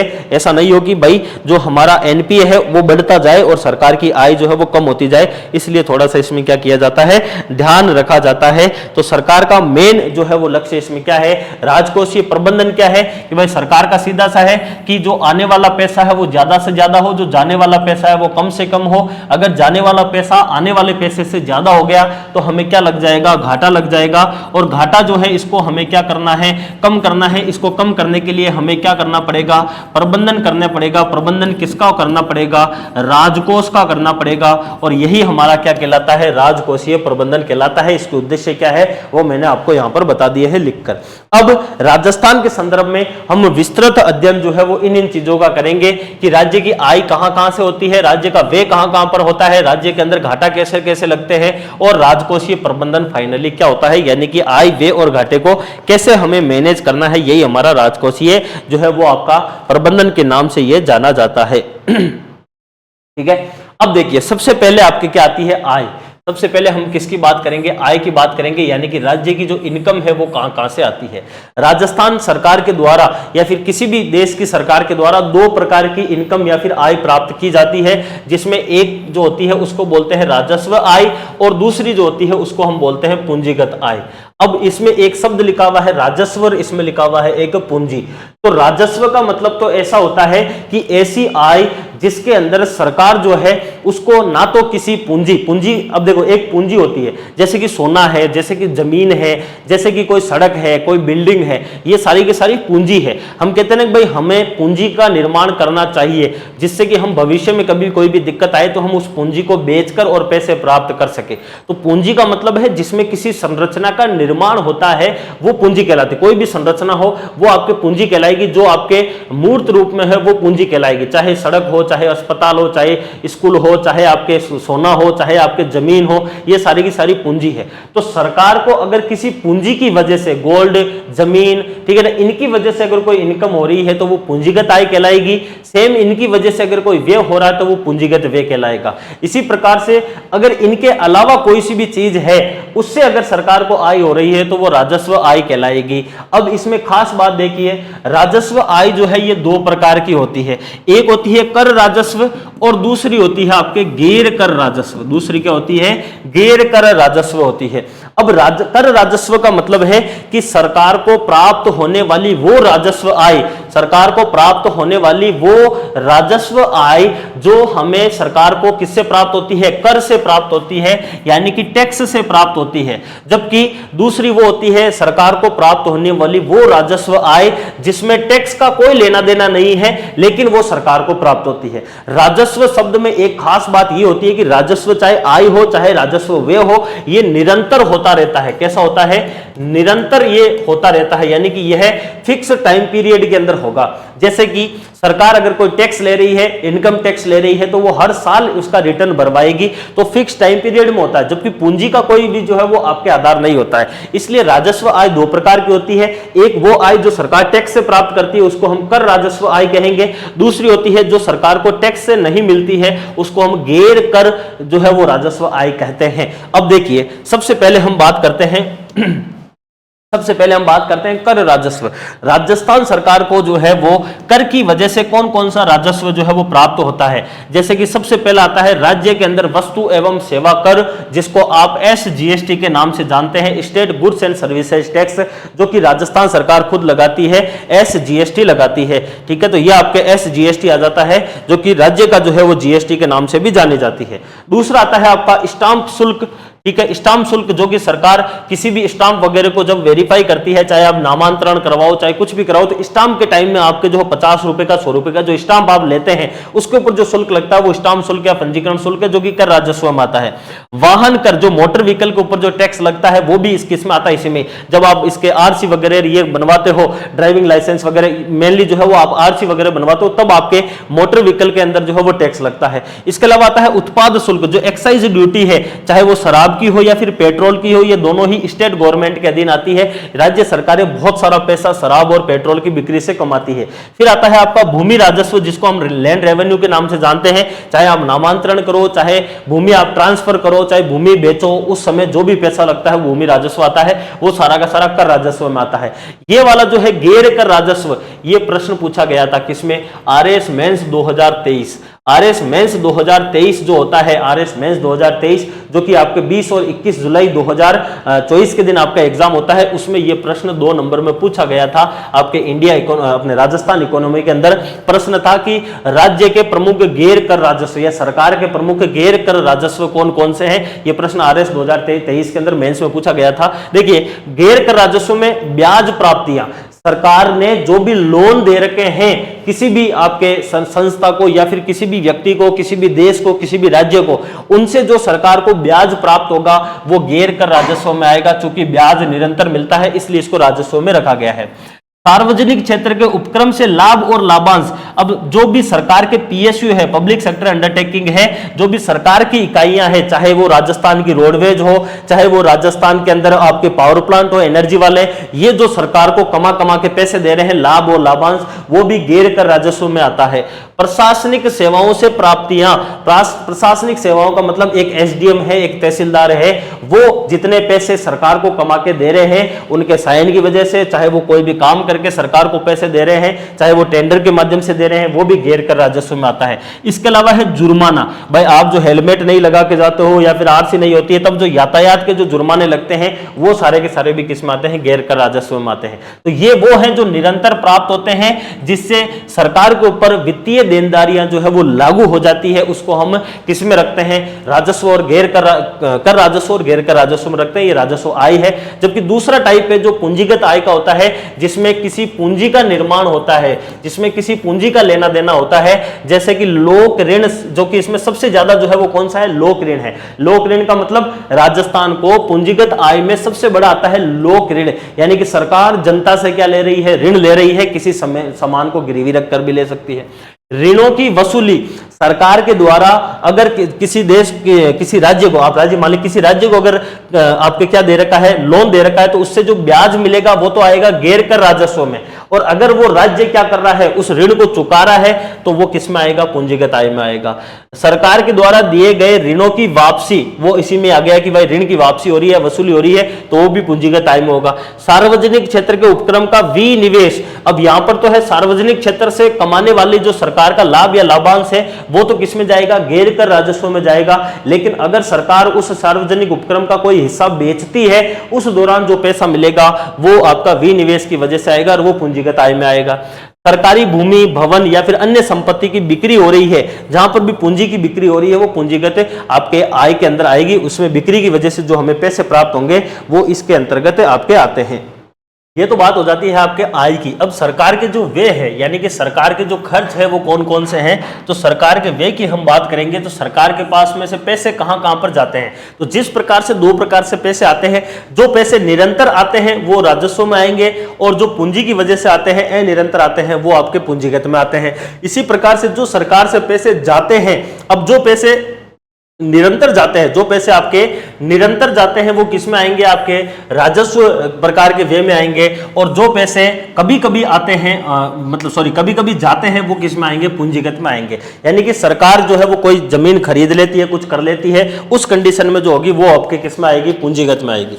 जैसे कि इसमें पूंजीगत जो व्यय है, पूंजीगत व्यय का मतलब है सरकार से पैसे जा रहे हैं, और पूंजीगत का मतलब हो गया कि किसी पूंजी को जो है वो सरकार खरीद रही है और पैसे दे रही है। तो बुनियादी ढांचे का विकास, जैसे कि सबसे पहले है बुनियादी ढांचे का विकास। बुनियादी ढांचे का विकास का मतलब है कि सरकार ने कोई सड़क बना दी, कोई हॉस्पिटल बना दिया, कोई स्कूल बना दी। अब इसकी वजह से सरकार को हाथों हाथ तो कोई फायदा नहीं होगा, लेकिन उस व्यय की वजह से आने वाले टाइम में सरकार ये जो है वो सोचती है कि उस स्कूल में अच्छे बच्चे जो है वो पढ़कर निकलेंगे बाहर जाकर, और देश के लिए कुछ करेंगे, राज्य के लिए कुछ करेंगे। हॉस्पिटल हुआ, सड़कें हुई, सड़कें अगर सरकार बनाएगी तो उसकी वजह से परिवहन बढ़ेगा, जिसकी वजह से जो है वो व्यापार बढ़ेगा। तो ये कहीं ना कहीं ऐसे व्यय होते हैं जो कि सरकार आने वाले टाइम के लिए करती है, पूंजीगत व्यय। जैसे कि रेलवे लाइनों का आधुनिकीकरण, अब वैसे ये सेंट्रल गवर्नमेंट का है, कुछ मिक्स भी है तो याद रखें। तो रेलवे लाइन का विकास होगा, वही परिवहन बढ़ेगा। बिजली संयंत्र जो है उनका संयंत्रों का और वितरण नेटवर्कों का निर्माण सरकार करेगी, जिससे कि व्यापार की गतिविधियां बढ़ेगी। सिंचाई परियोजनाओं का विकास होगा, जिससे कि कृषि क्षेत्र की गतिविधियां बढ़ेगी। सार्वजनिक संपत्तियों का निर्माण सरकार करेगी, अगेन वही हो गया बुनियादी ढांचे का निर्माण। रक्षा उपकरण और हथियार, ये सेंटर का रक्षा उपकरण या फिर हथियार जो है वो सरकार बनाएगी, उसमें खर्च करेगी, जिसकी वजह से आने वाले टाइम में सरकार उसको बेचकर पैसा कमा सके। रक्षा अनुसंधान और विकास के ऊपर सरकार व्यय करेगी, यानी कि उसको आने वाले टाइम में बेचकर सरकार पैसा कमा सकती है। तो पूंजीगत व्यय में किसी पूंजी का निर्माण कर रही है सरकार, अब वो चाहे खुद करो चाहे दूसरे से खरीद ले, उसमें पैसा जा रहा है, वो पूंजीगत व्यय है।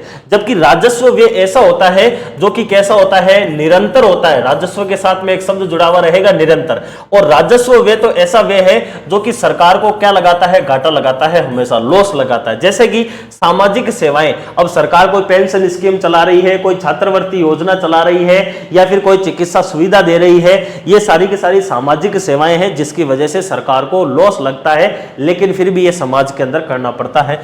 सामान्य सेवाएं हो, पूंजीगत व्यय, ये पूंजीगत व्यय इसमें नहीं आएगा, ये पूंजीगत व्यय जो है वो इसमें नहीं आएगा, इसको यहां से कट कर लेना है, ये एक करेक्शन कर लेना छोटे सा, ये पूंजीगत व्यय इसमें नहीं आएगा। तो इसमें मुख्य रूप से जो राजस्व व्यय है वो इसके अंदर आता है। अब देखो राजस्व व्यय के कुछ और एग्जांपल आप लिख सकते हो, जैसे कि सरकार पेंशन देती है, वो इसके अंदर आ सकता है। जैसे कि सरकार कर्मचारियों को वेतन देती है, वो किस में है, राजस्व व्यय के अंदर आता है। तो राजस्व व्यय ऐसा होता है जो निरंतर रूप से सरकार के द्वारा किया जाता है, ठीक है। तो ये आपके आय हो जाती है सरकार की, और ये आपका जो है वो व्यय हो जाता है सरकार का। ये आपकी दो चीजें जो है वो इसमें आ जाती है। अब देखिए सरकार की जो राजस्व प्राप्तियां हैं, ये मोस्ट इंपोर्टेंट है कि सरकार को जो राजस्व प्राप्तियां होती है, यानी कि जो राजस्व प्राप्तियों का मतलब है आय, आय का मतलब एक प्रकार से क्या होता है, प्राप्ति ही होता है, यानी कि जो हमें प्राप्त हो रहा है। तो आय या फिर प्राप्ति जो है वो आपके राजस्व प्राप्तियों के अंतर्गत जो घटता हुआ क्रम है कि हमें राजस्व प्राप्तियां सबसे ज्यादा कहां से मिलती है, तो हमें स्वयं का जो कर राजस्व होता है। अब उस स्वयं के कर राजस्व की अगर हम बात करें तो उसमें चाहे SGST हो, चाहे उसमें एक्साइज ड्यूटी हो,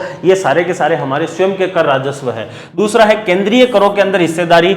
कुछ ऐसे कर होते हैं जिनको लगाती केंद्र सरकार है, लेकिन उसका बंटवारा केंद्र और राज्य के बीच में होता है, तो वो केंद्रीय हिस्सेदारी आती है। तीसरे नंबर पर हमारी प्राप्ति होती है केंद्रीय सहायता, जिसमें सेंट्रल गवर्नमेंट राज्य सरकारों को सहायता देती है। और फिर आता है कर से भिन्न राजस्व, यानी कि ऐसा राजस्व जो कि गैर कर के अंतर्गत आता है, वो इसमें। तो ये हमारी राजस्व प्राप्तियां है राजस्थान की। कुल वे जो है उसका घटता हुआ क्रम, हमारा जो है वो ऑल ओवर खर्च जो है वो सबसे ज्यादा कहां होता है, राजस्व व्यय में होता है, फिर आर्थिक सेवाओं में होता है, फिर उदार और अग्रिम के अंदर होता है। ये स्क्रीन बार जो है वो आपके बजट परिव्यय है, ये इतना इंपॉर्टेंट नहीं है, जब हम बजट वाला देखेंगे अभी वो ज्यादा इंपॉर्टेंट है। यहाँ पर बेसिकली 2024-25 का जो बजट था राजस्थान सरकार का, उसमें सरकार ने सबसे ज्यादा खर्च कहां पर किया था, सामाजिक और सामुदायिक सेवाओं में किया था। 54.79% का सबसे ज्यादा खर्च है सामाजिक सेवाओं में, जिसमें आपके सरकार के द्वारा चलाई गई योजनाएं जितनी, चाहे पेंशन, छात्रवृत्ति, चिकित्सा, ठीक है ना, आपके खाद्य से जुड़ी हुई, वो सारी की सारी इसमें आती है। दूसरे नंबर पर सबसे ज्यादा खर्च किया है आपके किसमें, 14.13%, जो कि आपके ऊर्जा के ऊपर किया है। तीसरे नंबर पर सबसे ज्यादा खर्च किया है ग्रामीण विकास पर 9.65, और चौथे नंबर पर है परिवहन 6.38%। ये बजट 2024-25 का सरकार के द्वारा क्या किया गया है, वे किया गया है, ऑल ओवर वे किया गया है, जो कि इसमें बताया गया है। ये इतना इंपॉर्टेंट नहीं है, बजट 2025-26 का जो हम पढ़ेंगे वो वाला आपके लिए क्या है, ज्यादा इंपॉर्टेंट है। ये हमारे प्रमुख वृद्धियां हैं कि हमारे आय और व्यय के अंदर किस किस में क्या क्या वृद्धि हुई है। तो राजस्थान के अंदर जो राजस्व प्राप्तियां हैं उनमें 4.25% की जो है वो वृद्धि हुई है। ये राजस्व प्राप्तियां जो है इनके अंदर जो है वो राजस्थान के अंदर पिछले साल से वृद्धि है 4.25 की। स्वयं के कर राजस्व में है 7.22 की, और एसजीएसटी में स्पेशली कितनी है, 12.50% की वृद्धि है। जबकि जो हमारे व्यय हैं उन व्यय में जो वृद्धि है उसकी अगर हम बात करें तो योजनाओं के ऊपर जो हमने व्यय किया है उसमें 2.89% की वृद्धि सरकार ने की है, और राजस्थान सरकार के द्वारा 75.49% जो व्यय है वो राजस्व प्राप्तियों से किया जाता है। ये इसके अंतर्गत बताया गया है। राजस्थान की प्रमुख देनदारियों का मतलब है कि राजस्थान के ऊपर कर्ज कितना है टोटल। तो राजस्थान के राजकोष के ऊपर जो देनदारियां हैं, जो कर्ज है, वो मार्च 2024 तक हमारी जो कुल देनदारियां है, राजकोषीय देनदारियां, वो 5,71,639 करोड़ रुपए की हमारी देनदारियां हैं जो हमें देना है। और ये देनदारियां या फिर ये जो घाटा है ये 13.07% का बढ़ा है पिछले साल से। इसीलिए तो सभी लोग जो है वो गहलोत जी का, बाकी कोई दिक्कत नहीं है, सब लोग सपोर्ट करते हैं।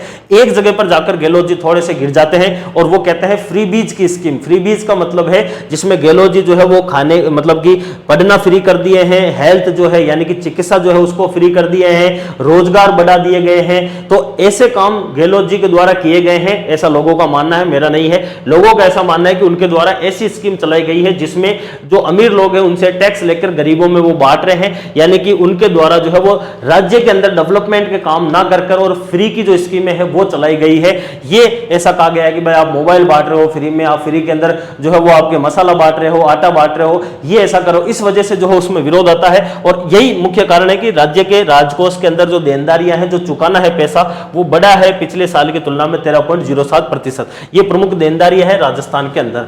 ये प्रमुख घटक आते हैं जिसके अंदर हमारे सबसे ज्यादा जो है वो आंतरिक ऋणों के अंदर वृद्धि हुई है। फिर हमारे राज्य के बीमा एवं आपके प्रावधायी जो निधि है जो कि राज्य सरकार के अंदर जो है वो जमा होते हैं, वो है तीसरे नंबर पर आरक्षित निधि या फिर हमारे जमा आते हैं। 2023-24 के अंदर राजकोषीय जो देनदारियां हैं हमारी, जो कि 13.07% की बढ़ी है, 5.71 लाख करोड़ की हो चुकी है मार्च 2024 तक। वो वर्तमान समय में यानी कि 2023-24 में जीडीपी की कितनी है, तो राजकोषीय देनदारियां हमारी जीडीपी की 12.50% जो है वो है। ये आपको इसमें याद रखना है। ये हमारे कुछ घाटे हैं जो कि बताए गए हैं, ध्यान रखना है। ये घाटे जो है वो किसके हैं, इकोनॉमिक सर्वे के घाटे हैं। ये घाटा जो है वो सारे के सारे घाटे बजट में हम पढ़ेंगे, जो कि आने वाले वित्त वर्ष के लिए सरकार अनुमान लगाएगी कि ये हमारा घाटा रह सकता है इस बजट के खर्चों के आधार पर। जबकि ये वाला जो घाटा है ये है कि हमने पिछले वाले जो खर्च किए थे उसके हिसाब से हमारे इतना घाटा लगा है। ये इंपॉर्टेंट है, ये एग्जाम में पूछा जाता है।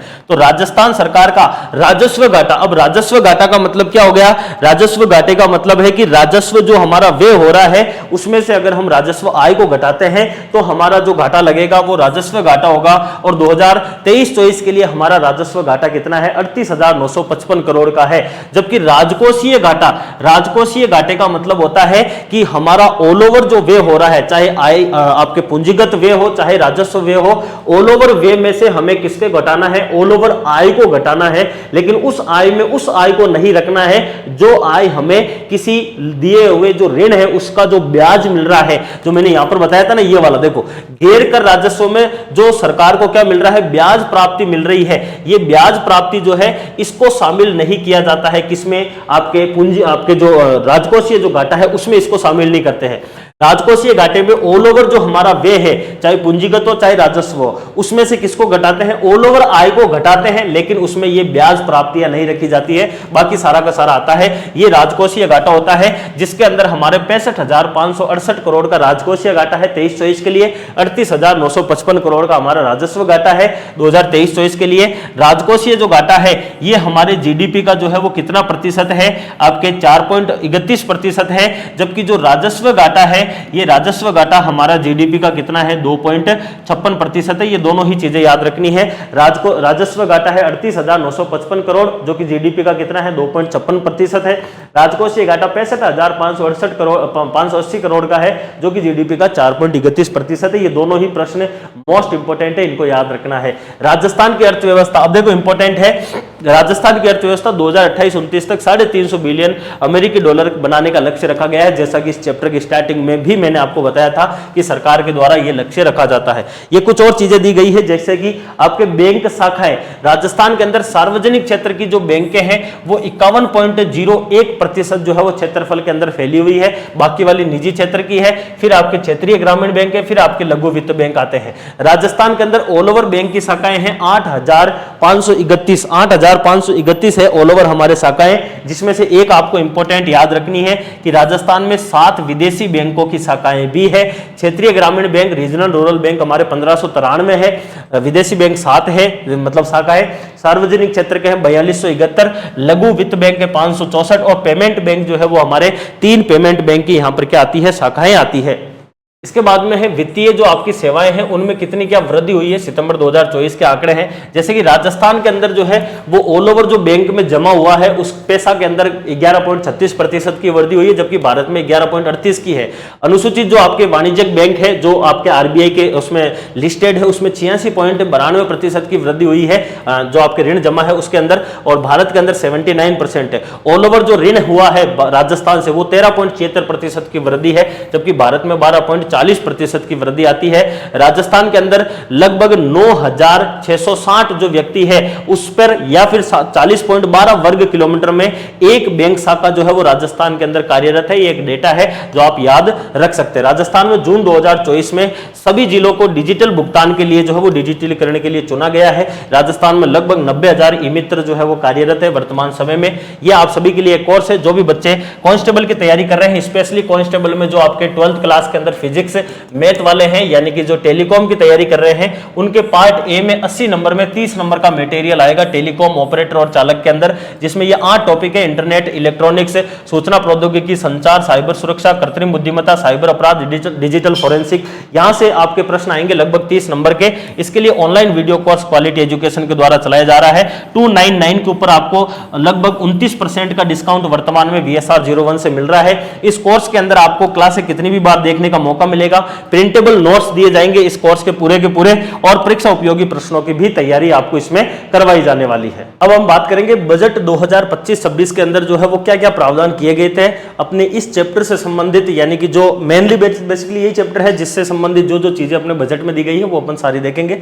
सबसे पहली चीज और सबसे इंपॉर्टेंट चीज 2025-26 का ये बजट है और सरकार ने कहा है कि 2025-26 के लिए हमारी जो जीएसडीपी है वो अनुमानित कितनी हो जाएगी प्रचलित कीमतों पर 19.89 लाख करोड़ हो जाएगी, जो कि अभी कितनी है 17 लाख करोड़ की है ना, ये वाली 19 हो जाएगी, यानी कि 2 लाख करोड़ की हम वृद्धि कर लेंगे, ये सरकार ने कहा है। और इस टाइम पीरियड के अंदर, यानी कि इस टाइम पीरियड के अंदर सरकार की ऑल ओवर इस बजट में बताया कि हमारी कुल प्राप्तियां तो कितनी रहेगी 5,37,184 करोड़ रहेगी, जबकि हमारा कुल व्यय जो है वो हमारा 5,37,068 करोड़ रहेगा, यानी कि लगभग जितने पैसे आएंगे उतने के उतने हम लगा देंगे। सरकार ने कहा है कि हमारे पास में सबसे ज्यादा पैसे आएंगे राजस्व प्राप्तियों से, फिर आएंगे पूंजीगत प्राप्तियां और फिर आएंगे लोक ऋण और शुद्ध सार्वजनिक लेखा, जबकि हमारे सबसे ज्यादा खर्च होंगे राजस्व व्यय में। आ रहे हैं राजस्व प्राप्तियों से, खर्च कर रहे हैं राजस्व व्यय के अंदर। पूंजीगत प्राप्तियां दूसरे नंबर पर है आय के अंदर, और व्यय के अंदर लोक ऋण एवं शुद्ध सार्वजनिक जो लेखा है यहां पर हम सबसे ज्यादा व्यय करेंगे, और तीसरे नंबर पर हम पूंजीगत परिव्यय करने वाले हैं। यह सरकार ने इसमें बताया है। सरकार ने बताया कि हमारे पास में पैसा कहां से आता है और हमारा पैसा कहां पर जाता है। तो हमारा पैसा सबसे ज्यादा जो हमारे आ रहा है, अगर हम उसको 1 रुपए माने या फिर 100% माने, तो सबसे ज्यादा हमारे पास में पैसा आता है आंतरिक जो उधार है वहां से, शुद्ध सार्वजनिक लेखा है वहां से, केंद्रीय ऋण जो है वहां से, और लगभग 45.2% के आसपास हमारे पास में यहां से पैसा आता है। दूसरे नंबर पर हमारे पास केंद्रीय कर के अंदर हिस्सेदारी के हिसाब से आता है 16%, तीसरे नंबर पर आती है SGST और चौथे नंबर पर आती है केंद्रीय सहायता। ये सरकार ने इसके अंतर्गत बताया है। जबकि हमारा पैसा कहां पर जाता है सबसे ज्यादा, और इसके बारे में सरकार ने बताया कि राजस्व व्यय जो है उसमें हम सबसे ज्यादा करते हैं, जिसमें ब्याज अदायगी जो है उसको हटाकर, हमने कहीं से लोन लिया है और उसमें अगर हम ब्याज दे रहे हैं तो उसको इसमें से हटा देना है। दूसरे नंबर पर हमारा पैसा जाता है आंतरिक ऋण या फिर केंद्रीय ऋण जो है उनको वापस पुनर्भुगतान के अंदर, और वो जाता है 29%। तीसरे नंबर पर आता है पूंजीगत परिव्यय और चौथे नंबर पर आता है ब्याज अदायगी। ये सरकार ने इसके अंदर बताया है। सरकार ने ऑल ओवर भी बताया कि 2025-26 के बजट अनुमान के हिसाब से हमारी राजस्व प्राप्तियां जो है वो कितनी रहेगी। यहाँ पर जो है वो कुल प्राप्तियां बताई है, जिसमें राजस्व और पूंजीगत दोनों शामिल है, जबकि यहाँ पर केवल राजस्व प्राप्तियों की बात की गई है जो कि 2,94,536 करोड़ रहेगी। राजस्व वे हमारा 3,25,545 करोड़ रहेगा, और वे और अपन इस प्राप्तियों में से अगर घटाएंगे तो सरकार ने बताया कि हमारा राजस्व घाटा जो है वो कितना रहेगा, 31,009 करोड़ रुपए का रहेगा। अभी हमने पहले भी बात करी थी, मैंने कहा था कि वो पिछले वाले साल का जो है वो आर्थिक समीक्षा के अंदर दिया हुआ रहता है, जबकि यह 2025-26 आने वाले वित्त वर्ष में हमारा घाटा कितना अनुमानित रहेगा उस आधार पर बताया है। राजस्व घाटा हमारा 31,000 करोड़ का रहेगा, और राजकोषीय घाटा जो है वो इस बजट के आधार पर हमारा 84,649 करोड़ रुपए का जो है वो रहेगा। इसके अलावा अनुमानित जीडीपी, जैसा भी अपन स्टार्टिंग में यहाँ पर बात करी, 19.89 लाख करोड़, और यहाँ पर डिटेल में दे रखा है 19,89,000 करोड़ जो है वो हमारे जीएसडीपी अनुमानित है 2025-26 के लिए। अब ये यहाँ पर एक चीज देखो, मैं बता रहा था आपको, जो यहाँ पर ये दिया हुआ है सरकार ने आर्थिक समीक्षा में 2029 तक लक्ष्य रखा है 350 बिलियन जो है वो अर्थव्यवस्था का, जबकि बजट के अंदर ये 2030 रखा गया है। ये एक थोड़ा सा डिफरेंस आता है, ये प्रश्न पूछा भी गया था हाल ही के एग्जाम के अंदर, तो थोड़ा सा इसको याद रखना है। घाटों की अगर हम बात करें तो जो राजस्व घाटा हमारा 31,000 करोड़ का है, ये हमारा जीएसडीपी का अनुमानित कितना रहने वाला है, 1.55% रहेगा। पीछे भी हमने पढ़ा था, वो पिछले साल का था। राजकोषीय घाटा हमारा जीएसडीपी का कितना रहेगा, अनुमानित 4.25% के आसपास रहेगा। ये वाला इंपॉर्टेंट है, वो वाला भी है, लेकिन वो वाला ज्यादा है, ये वाला कम इंपॉर्टेंट है। फिर भी आपको चीजों को ध्यान रखना है। इस बार जो है वो सरकार के द्वारा जो बजट पेश किया गया है 2025-26 का, वो बजट आपके 2.45 लाख करोड़ का है। कितना है, 2.45 लाख करोड़ रुपए का जो है वो इस बार का क्या है, हमारा बजट है 2025-26 का। और इस बजट के आधार पर अगर हम देखें तो हमारा सरकार के द्वारा सबसे बड़ा जो खर्च है वो शिक्षा एवं स्वास्थ्य पर किया जाने वाला है 28.25%। दूसरे नंबर पर है पेयजल एवं ऊर्जा जिसमें 19.68%। तीसरे नंबर पर सामाजिक सुरक्षा एवं कल्याण 12.54%, और चौथे नंबर पर ग्रामीण विकास में आ जाता है 10.15%। पहले सामाजिक सुरक्षा सबसे टॉप पर रहता था, लेकिन अब सरकार ने शिक्षा और स्वास्थ्य को जो है वो सबसे ऊपर रखा है। ये आपका इसके अंतर्गत अपडेट जो है वो दिया हुआ है। तो पेज नंबर 30 तक जो है वो आपका अध्याय 1 बदलता राजस्थान यहाँ पर कंप्लीट होता है। इसके पहले जो आपके पूरा का पूरा डिटेल्स अपन ने पढ़ लिया, अब आपके 9 क्लास से और आएगी जिसमें हम चैप्टर नंबर 2 से आगे पढ़ने वाले हैं, और अगली क्लास के अंदर हम चैप्टर नंबर 2 के ऊपर चर्चा करेंगे, जिसमें बुनियादी संरचना से संबंधित चीजें हम पढ़ने वाले हैं उसमें, जिसमें ऊर्जा, सड़कें वगैरह वो चीजें आएगी। तो फिलहाल इस क्लास को इतना ही रखते हैं, अगली क्लास में फिर से मिलेंगे। तब तक के लिए धन्यवाद, take care, all the best.